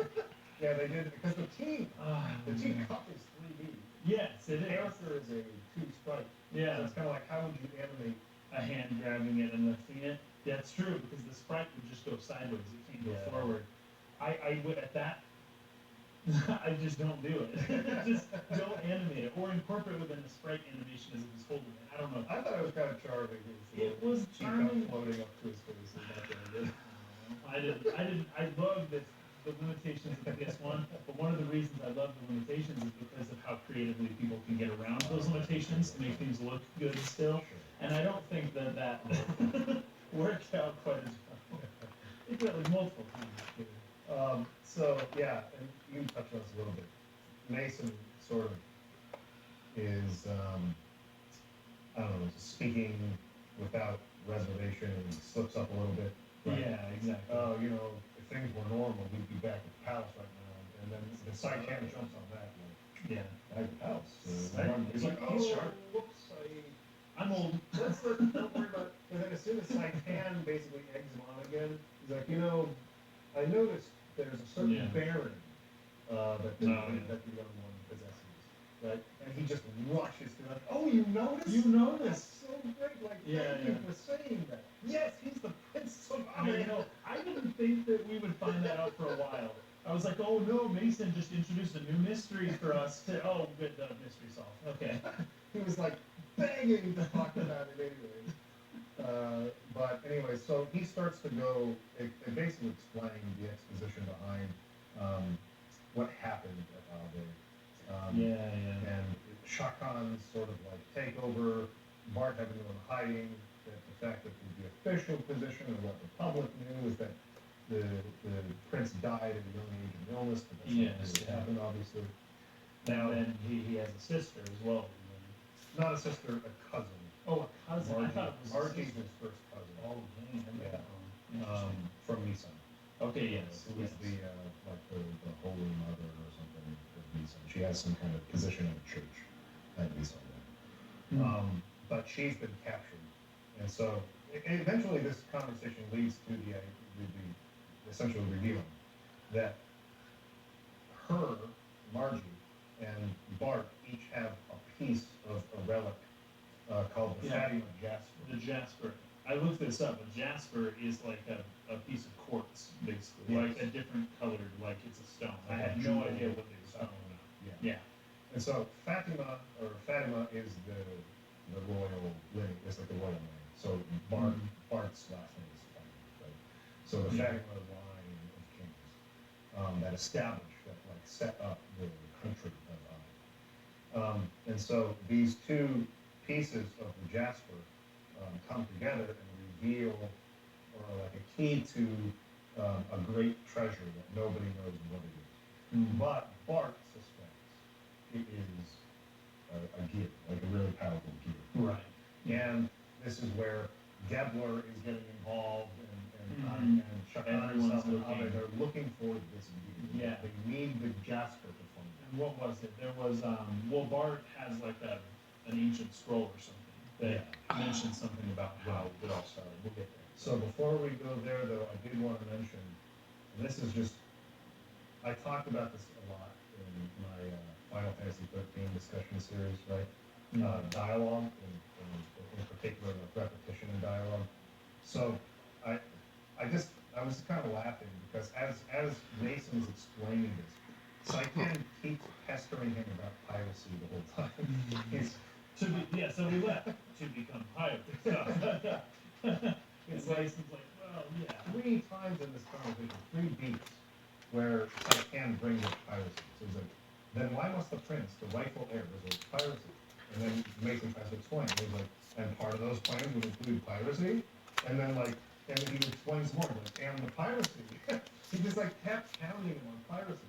Well, and I think it's because Mason was kind of avoiding it a little bit because it's not until that last part where he said, "Yeah, we're actually gathering weapons and people to attack and put him back on the throne." Yeah. And that's kind of the idea. We're gonna forcefully put him back on the throne, and we need stuff to do that, right? But I don't think he said that right up front. So because Saiken was just not getting it. Why are you I pirates? think you're right. I think you're right in that, in this particular instance, it's like Mason is kind of dancing around it a little bit, not being fully transparent.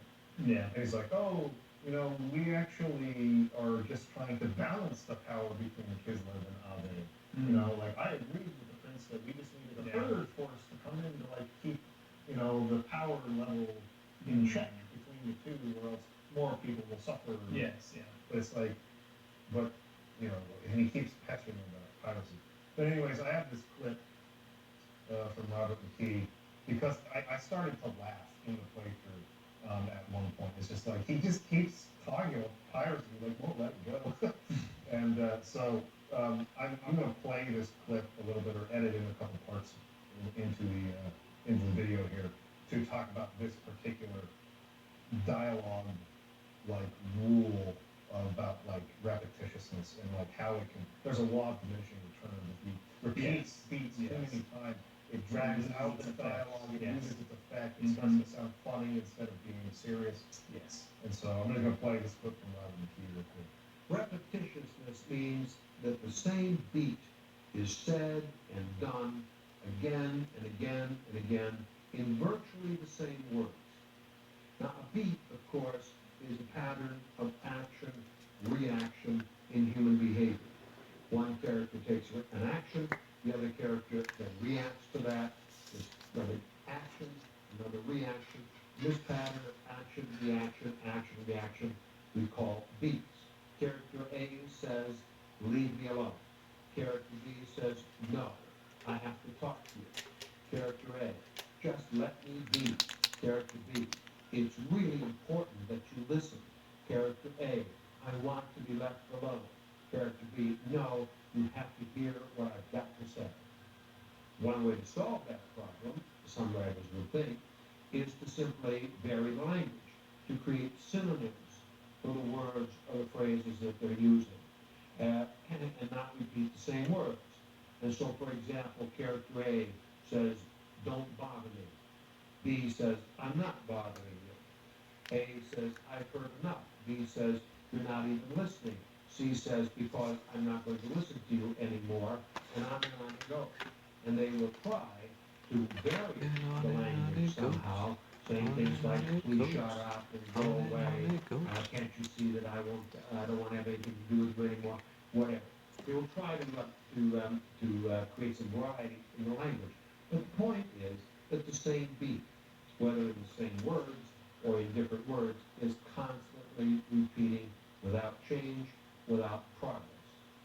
And when anything repeats, whether it's the character's behavior or any other aspect of your writing, you begin to violate the law of diminishing returns. The law of diminishing returns is simple. It's true in life as it is in art. The more often you repeat something, the less effect it has. The first time you do something, the first time you use a line, let's say, it'll have its full impact. If you repeat that action and that phrasing again, it'll have half or probably much less than half of that impact.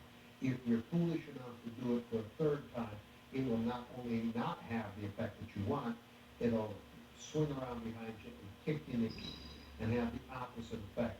What you think perhaps is serious, the audience will then laugh at because of the repetitiousness.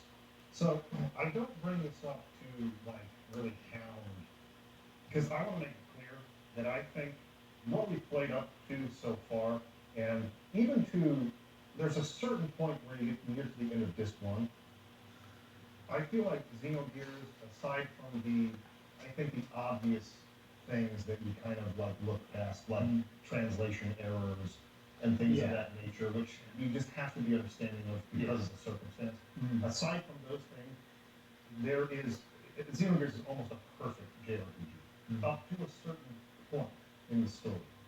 And then it starts to become much more obvious as it goes on and on and on that they did not have time to finish the game. And it starts to unravel, the pacing really starts to either drag out way too much or rush past certain parts.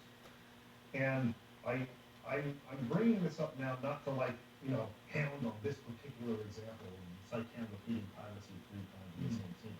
I mean, but it's like, it's one little drop that becomes another drop and another and another and another until you're filling a basin full of dialogue you probably don't need and lengthening out a game to the point where the accumulative effect is that the pacing is stretched, it's not tight. And so they start to run out of time to really like in a satisfying way finish this game and deliver on everything that they intend to do. And so I'm not like pointing at this and being like, oh, this dialogue sucks or something like that. It probably could be a little better, but it's not something that like throws me completely off. But I think it's something to keep in mind as you analyze, as it goes on and on, just the length of the scenes, the amount of dialogue, how much they're diving into, like that the pacing really is a sign of a first-time director, I think, who is struggling to structure the game in a way and structure the team and structure the project and manage it in a way to where it could all kind of come together and be complete. And so that might seem like an extreme stretch for this little thing, but like I said, it's like a little thing that just little here, little there that builds and builds and builds and builds. And it's the one reason why I said in an earlier episode that the dialogue in this game is not necessarily super smooth like in the Yasumi Matsuno Vagrant Story or Final Fantasy Tactics or something like that. And so, anyways, it's just something to point out and something to look at and to consider as you keep going. If you are a person who's interested in the kind of the technical writing side of things, should keep an eye on. If you're just someone who just likes the lore and the details, it's not something to worry about necessarily. You're just looking to understand the broader ideas and concepts and the references, But I am someone who really likes to focus on the technical execution of scenes and how they're written, how the words on the page like build toward delivering those ideas, right? That's, to me, is just as important as the ideas themselves. And so this stuck out to me as like a great early example of repetitiousness you do not need. In a game that's already really long. That is so long. There's certain things that repeat. Hot is Dialogue definitely. down. Get it to music. Yeah, I felt that was really interesting. But well, I do want to say one thing about this though, because I found this to be funny, and a lot of this depends on the artist's intent. Yeah. Did the director, wasn't it Takashi? Did he? Sorry, Saga. That's another thing. Yes, the two. Someone brought up, and I do want to mention her name more.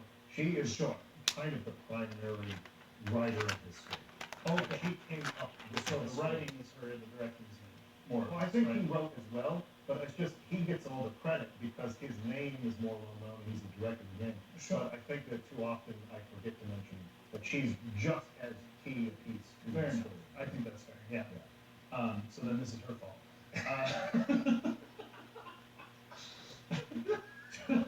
Just kidding, people. That was a joke.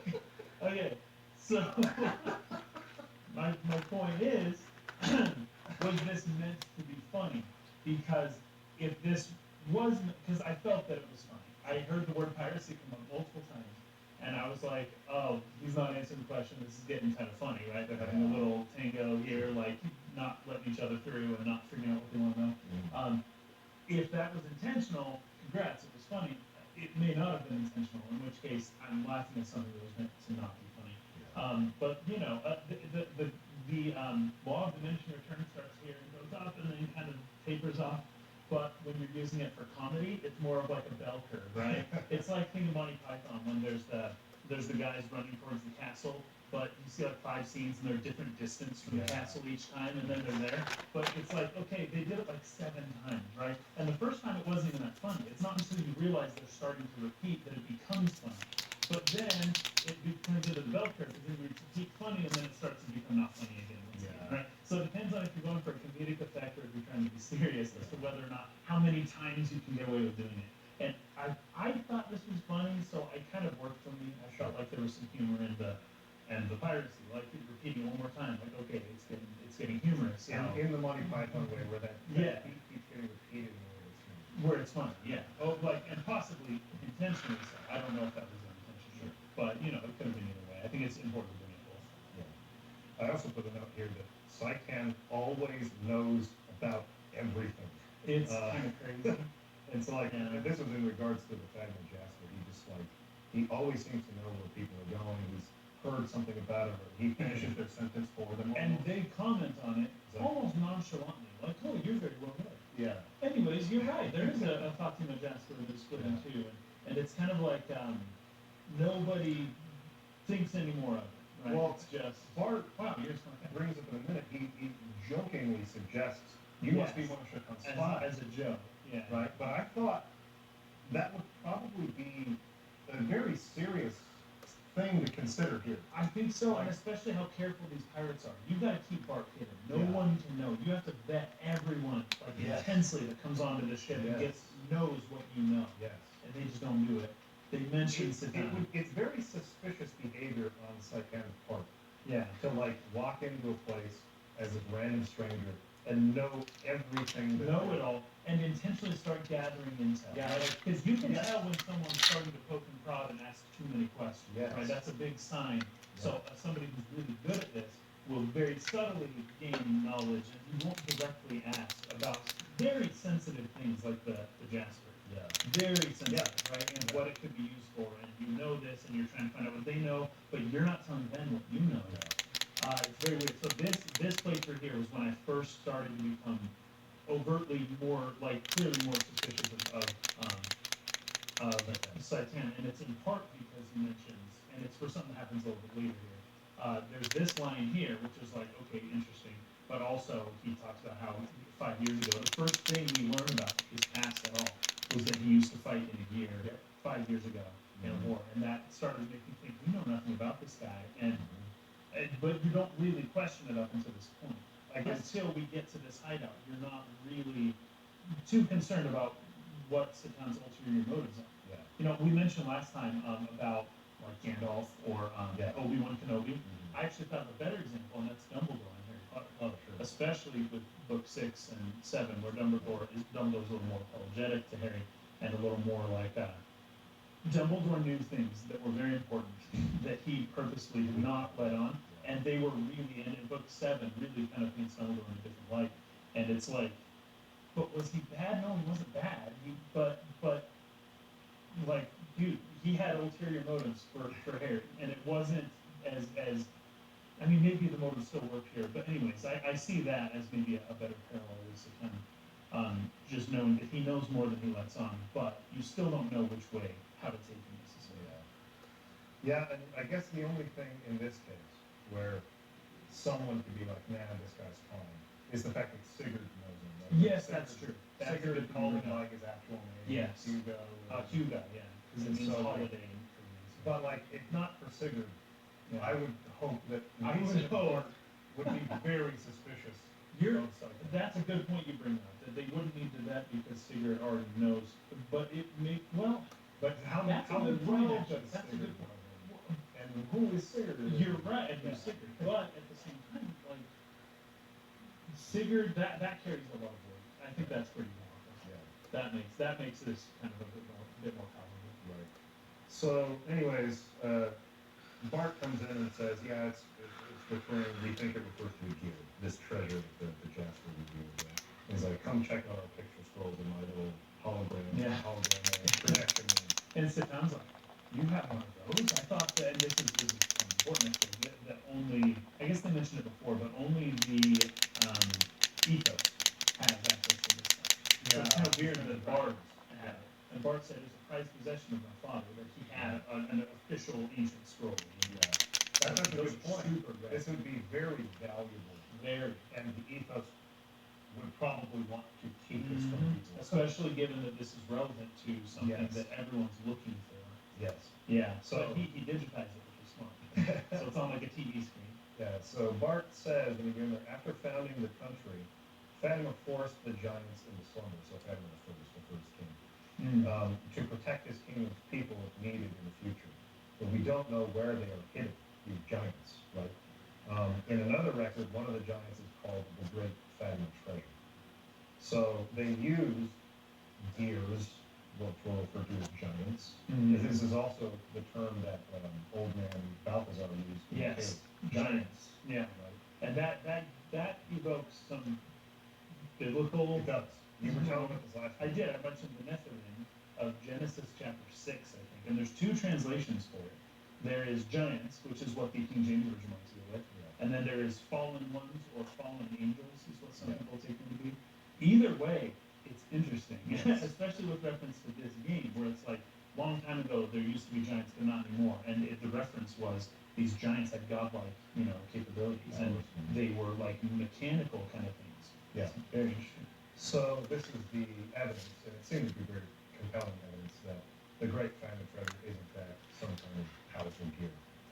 And this is why, as we see kind of in the, well, a little later, not the next scene, but the scene after that, with the Gabler forces coming in, and Shakan and Ramses talking back and forth.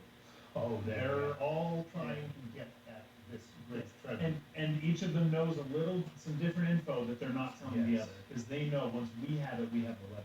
Yes. And so they're not really playing together as a team. And we'll get into that in a second. First, basically, oh yeah, I gotta put that note here. This is what puts Shakan and Gabler kind of pits them against each other. But Yeah. the dynamic of the villains is something we'll talk about later. I think it's another thing that this game does almost like perfectly is how it handles the villains. But I really like Faye's outburst here. As the conversation kind of turns Yeah, to he be like, doesn't. This isn't the first time. Even with the tea drinking scene, Faye Yeah. didn't say anything. yeah. And then I think Mason even brings it up. He's like, "Hey, you not drinking tea? You're not talking? Like, are you all right?" He just doesn't have anything to say. Same thing here. He starts to kind of, and they ask him questions like, "What do you think, Faye?" And he won't. He hasn't said a word. Mhm. And you don't even really realize it until they bring it up. Yeah. Hey, Faye, why aren't you talking? It's like, oh yeah, it's weird. And so like Bart's basically asking them, hey, the two of you, I understand like you know, we help you, can you help us kind of thing, like, I'll Yes. scratch your back, you scratch Yeah, mine. You know, I'd really like to have a little power in this piece of thing. But isn't that what grass said?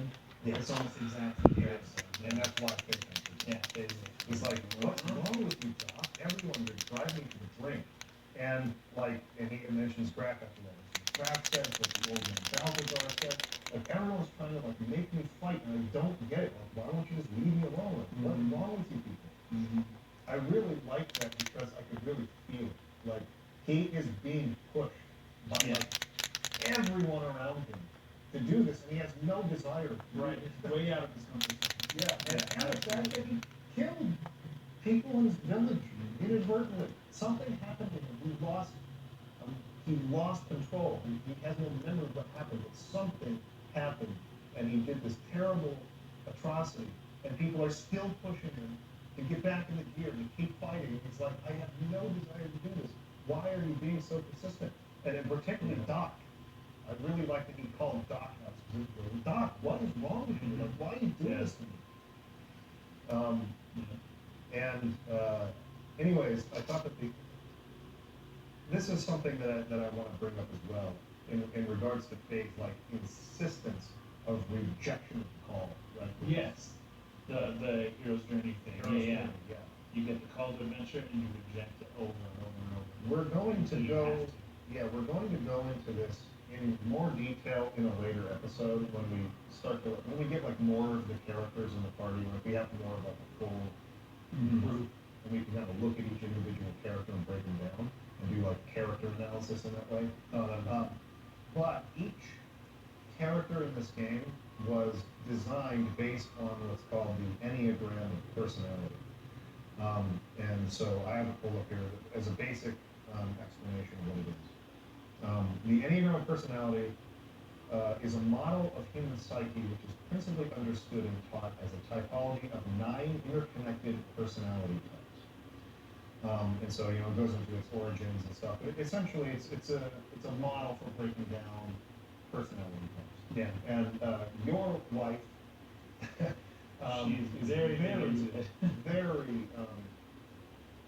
I don't know how you put it. Like it's like beyond a hobby. It's like Yeah. an extreme passion or Beyond that. interest Mhm. in dissecting or understanding personality. People's and specifically like categorizing them Yeah. in a way that makes sense for her. Yeah. Yeah. So there's like the Myers-Briggs. Myers-Briggs, the color code, Color yeah, code.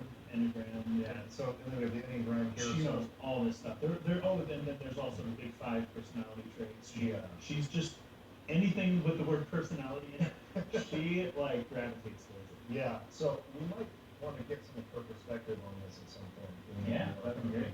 Characters. Hi, my name is Breezy, and I am Casey's wife. And anyone that knows me knows that I am slightly obsessed with personality tests. One of the theories that people really like about the Enneagram test is that our goal is to become whole, look at all of the strengths that these personalities have to offer, and try to integrate them inside our own personalities. Another thing is being able to look at the common weaknesses that your personality has and obviously try to figure out how to overcome those weaknesses. Looking at the strengths that each personality has and figuring out how you can best use your strengths to help out your community, help out your family, help out your relationships. So if we look at this diagram, you'll see a bunch of numbers and a title associated with them. Now, I know different people have different titles for these, but I will go with the most commonly found title that I found. Number 1s are the perfectionists, and they are conscientious, honest, and improvement-oriented. 2s are the helpers. They are caring, generous, and warm-hearted. 3s are the achievers, and they are ambitious, focused, and adaptable. 4s are the individualists. They are creative, deep, and expressive. 5s are the investigators. They are cerebral, private, and curious. 6s are the loyalists. They are cautious, loyal, and alert. 7s are the enthusiasts. They are optimistic, spontaneous, and uninhibited. 8s are the challengers. They're self-assured, assertive, and decisive. 9s are the peacemakers. They are patient, non-aggressive, and accommodating. With each of these personality types, they have their own weaknesses, their own strengths, basic desires and fears, and motivations. So if you look at the geometric lines in the middle of the circle, you'll notice that the 3, 6, and 9 are connected by a triangle, and the other numbers look like they're just randomly connected to each other. It actually goes in this order: 1, 4, 2, 8, 5, 7, 1. Now each of these numbers is connected to the two numbers that are closest to them, so the one on the right and the one on the left. Well, let's start with 2, because I'm a 2. 2s are the helpers. They're known for being kind-hearted and service-oriented. Their weaknesses are they're naive, they can be dependent, check, check, and they can also be, they get burnt out from helping others and not taking care of their own needs. Those are some typical weaknesses, but when a 2 is beyond just their own weaknesses and they're in crisis mode, the theory goes that they revert to an 8, which is a challenger. Now they revert to the weaknesses of an 8, not just being an 8, but the challenger, their weaknesses are combative, lacking empathy, and being angry. You can ask Kason. Those are definitely some of my crisis mode personality traits. But when a 2 is in their growth phase, when they are beyond the strengths of a 2, and the theory goes that they naturally grow into the healthy traits of an individualist of 4. So they can be idealistic, have emotional depth, take care of themselves. So 9s, when they are stressed out in crisis mode, they revert to a 6, the weaknesses of a 6, which is loyalist. So they become suspicious, anxious, holding back. Now, they're obviously not being like their diplomatic selves when they are holding back their anger and holding in their stress, and they are not dealing with it in a healthy way. The theory goes that 3s, they are associated with 3s when they are in their growth phase. So they have the strengths of an achiever, successful, accomplishing a lot. I can see it with my dad. My dad is a 9, and he was the CEO of a company, and when he was his healthiest, he had a lot of traits of the achiever personality. I just want to point this out to people to look at as you are playing the game and as you're trying to understand the character's motives, right? Like, why are they doing this, or because it's all very technical and very well thought through, but it's all kind of has its base in these 9 types of the Enneagram personality, or Enneagram. I'm not sure how that's supposed to be pronounced. It's ENN. I think it's I've heard it just Enneagram. Enneagram personality. Yeah. So in any case, Faye is type 9. He's the very last type, right? And so we have a little table here. The characteristic role of the 9th type is the peacemaker and the mediator. The ego fixation of the 9th type is indolence. The holy idea of the 9th type is love. Now here comes the interesting parts. The basic fear: loss, fragmentation, separation. Fear of loss. That's essentially what happened. A loss of his hometown, his friends. Even though a loss of himself, a loss of his memories. Because he doesn't remember things like that. So there's loss just internally as well. I also like that the second one here is fragmentation. And we pointed, I think, 2 episodes ago to the symbol of the battle screen transition, where it shatters into pieces. And this will become more frequent a symbol as the game goes on. And I've heard this, and it's funny because in that podcast, as soon as I heard that mention of when a battle starts, it's more than just like there's an image of something shattering.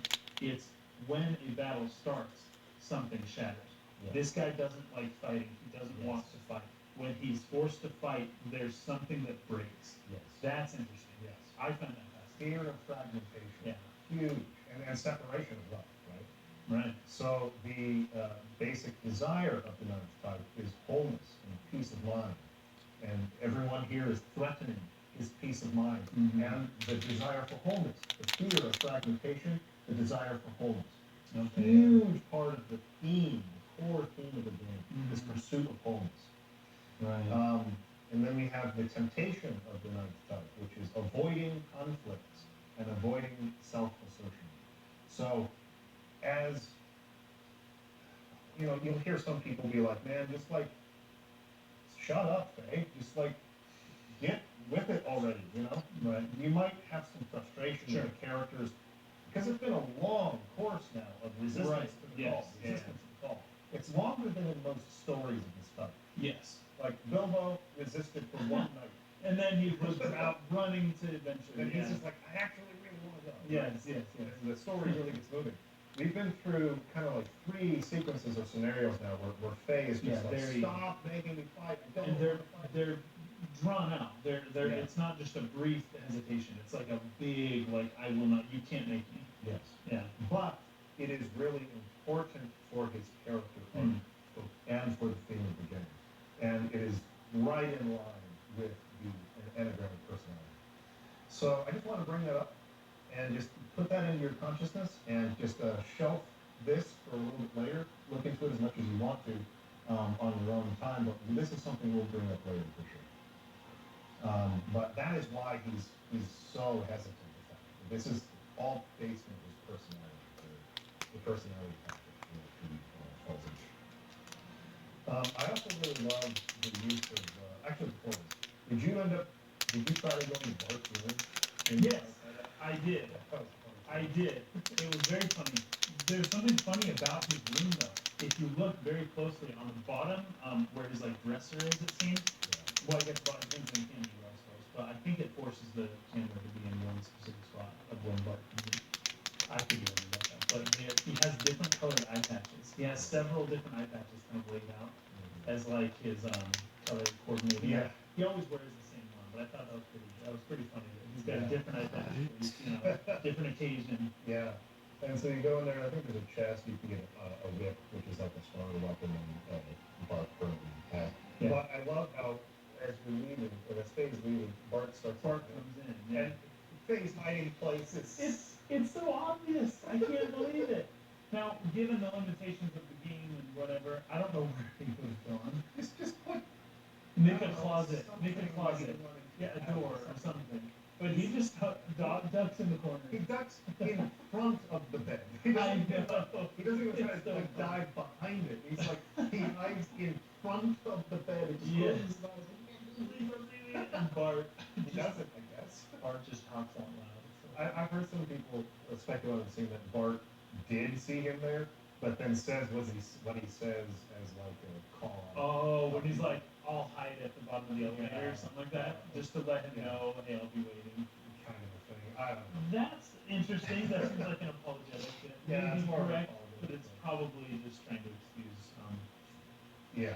the way it was all handled. But when, So when you do take the elevator down and Bart does kind of jump out and confront you, I really like how they've kind of built this consistent personality trait in Bart where he has a hard time apologizing. He Yeah. struggles with apologizing. Yeah, And it happened when you first get to the Yggdrasil, and Sigurd is like, hey, you understand, he says something about like, it's important to say the words directly or something like that, not that someone apologizes for you. rather Yeah. than specifically. But, and then they kind of drag him off by a year or whatever. But it's there, and then here, I love that he tries to kind of apologize, but he says, forgive me, will ya? Will It's like ya? a demand. Yeah. Like, come on, just like, forgive me already. Like, I'm sorry. He's really struggling with apologizing. And then later on, as the scene continues, he actually sends Sigurd to apologize on his behalf again. Yes, that's right. And I think he's kind of waiting out alone Yeah. somewhere in the background, and Sigurd's like, he's sorry. He told me to tell him to Is it, apologize again. Forgive me. You just take it. You just take it. Yeah. Give me forgiveness. Yeah, this is sort of building a trait in the character that's giving him a distinct personality. It's making him feel more human. Yes, And yeah, I really like that about the way that art's being handled with the beings. Alright, And I also really love the sense this of is ridiculous, scale man. and the I've had this. contrast between I've been the streaming first for image of 3 the camera, hours, where the gears and are I've really had like a this little video freebie, processing and then now for you're got I don't the even complex know, sprites, and the Yeah. gears are like massive. before I Yeah, you started can the see it. stream, Yeah, and just it's people still working on it. the way that processing. the scale goes back and forth like really sells It's the a problem, man. shininess What the of the fuck heights is it? of the gears. Yeah, the cinematography in this game, the way they use the camera work, Oh, good. for this time So period, good. it's just well for any time period, it's good. You know, I'm Anyways. just saying, no one else was doing this. Where's Like I remember playing Ocarina of Time back in the day, and it had more camera capabilities. But it was always keyframes, and then stop, Exactly right. You know, he's in, he's out, and then it's like that was every move, and everything was kind of in the middle. Just to avoid a static camera. Exactly. Not because the camera was enforcing Yes. the story somehow. Yes. In Xenogears, the camera enforces It's so well. It's so well. And it does some really cool stuff. Like, Yeah. you very mentioned in episode 2 how the dress is framed in between Yes. Alice and Yeah. Faye. It's kind of to show the barrier between their love. Yeah. And then I think it was Chris brought up how when Faye turns his back and is walking away from the gear, you Yes. see that the gear Oh, I launches saw back. that. Yeah. It's not letting him out of its sight. Yes. Yeah. Like, these things are intentional, Yes. and And they're you part need- of the yeah. story. And it's So well done, yeah. and there's just so much of it. It's like there's so many scenes where the camera is doing it. And I especially really like it a little bit later. I actually used a lot of these shots in like my review or when I'm talking about it. Oh, yeah. The shots are just so good. Of the city. Well, like particularly when the Gebra ship arrives and Chacon Yes. and Ramses Yeah. are walking Very through good. the hallways. Very good. Yeah. And it's like it goes into the camera that Mhm. like Chacon is watching them Yep, talk. yep. Like With Margie. the camera is just really the cinematography is brilliant. Yeah. It's so good. It's amazing. Yeah. It's like it's like it's like film level quality Yeah. in terms of its assistance in telling the story, its purpose. Yeah. Like cementing in these subtle ways like what the characters are feeling. And that I think this is part of exactly why this game had to be 3D. They couldn't use the pre-rendered backgrounds with the sprites because you don't see these types of camera moves hardly ever within All Final right. Fantasy, the Yes. PS1 Let's call generation. this one at Every now and then that they'll do and move like on. a parallax with two Hold on. images in the background, but you won't get this kind of stuff. And I think this is probably the reason why he was like, "You gotta go for 3D." Yeah. Because he knows how to use a camera to further the elements of the story. Yeah. And it showed. It was great. And so that was a great decision within this game. It had to be in a 3D world with 2D sprites. Where? Yeah. It's fantastic. Because you couldn't have done it otherwise. Where's my black pen? I'm just gonna skip over this. There was a kind of a clumsy line that Sigurd says, just as another example, some of the dialogue, something not flowing super well. I do remember that. He says, Wondering what the but heck. could YouTube, with whatever it is, only YouTube. Wow, each the now." video's still It's hard to processing. read. Holy. But could YouTube, with whatever it is, only YouTube each know, help the other, please? Where? Where's my other So- pen at? That's crazy. Clumsy. Very Oh, clumsy, just sign but it with at the this same one. time, you know, help them with what? You don't really get it. Yeah, yeah. Now, the next scene is when these Gabler pilots, like infiltrate the base. Yeah, they're really quick though. There was one other thing Oh, okay. that I wanted to bring up before we move on. Bart, when Bart first comes in, because you've got this hardened personality with Bart, right? He's at least initially he's hard to read. You know that he's kind of just putting up a front, Sure. but you don't know that initially. But when he returns to, I don't think it's when he gets Magerstar. I think it's when he gets to the hideout. Yeah. Then a bunch of kids show up. Oh, that's And right, he's yeah. like, "Hey kids, I found this really sweet rock, and there's a bug stuck inside. It's like the Jurassic Park thing. It's like there's an amber with a bug inside of it." Fossilized. Yeah, and the kid's like, "That's so cool," and he gives it to them, and they run away. And he, Yeah. so while we were in the cave, he pocketed a thing, thinking with the express purpose of giving it to these kids. Right? That shows just a nice, softer side of Bart Yeah. that he didn't show, and that he would rather not show in front of Faye. but that he just is a softie for these kids. And anytime someone's nice to children, as you'll see later on, with certain people who aren't very nice, with bad guys, someone who's nice to children there it is goes. just they have a good heart. Right? They have a good Fell soul. back. So that was earlier on. That was a nice fact. And Bart does start to show that side of himself a little bit today in the conversation they have back and forth. when Yeah. Bart confronts him down Yeah, the road. cause I think he realized pretty early on, Faye is a lot stronger than him, Yeah, but he didn't know that before. yeah. So he was like, "You want to fight?" But it's like by the time they're here, he's gotten a pretty good idea. Like Faye is something else, and he has a potential that's above mine, and he kind of accepts that. He even says it to Faye. He's like, "You're really strong. I need you." Yeah. And like that's a good big admission for someone like Bart to Yes. to admit And that. on top of that, like being empathetic towards like why Faye is so scared to Yeah. fight over here. Like, look, like I understand like what happened in the Han and stuff, but you can't. That wasn't your fault, right? Like, Mhm. had you not done anything, had you run away from the situation, Uh, people would have died. Right. Anyway. Mhm. You know, like you can't like blame yourself for this. When Alright. things happen. I mean, Man, look at these tries to scraps. relate with him.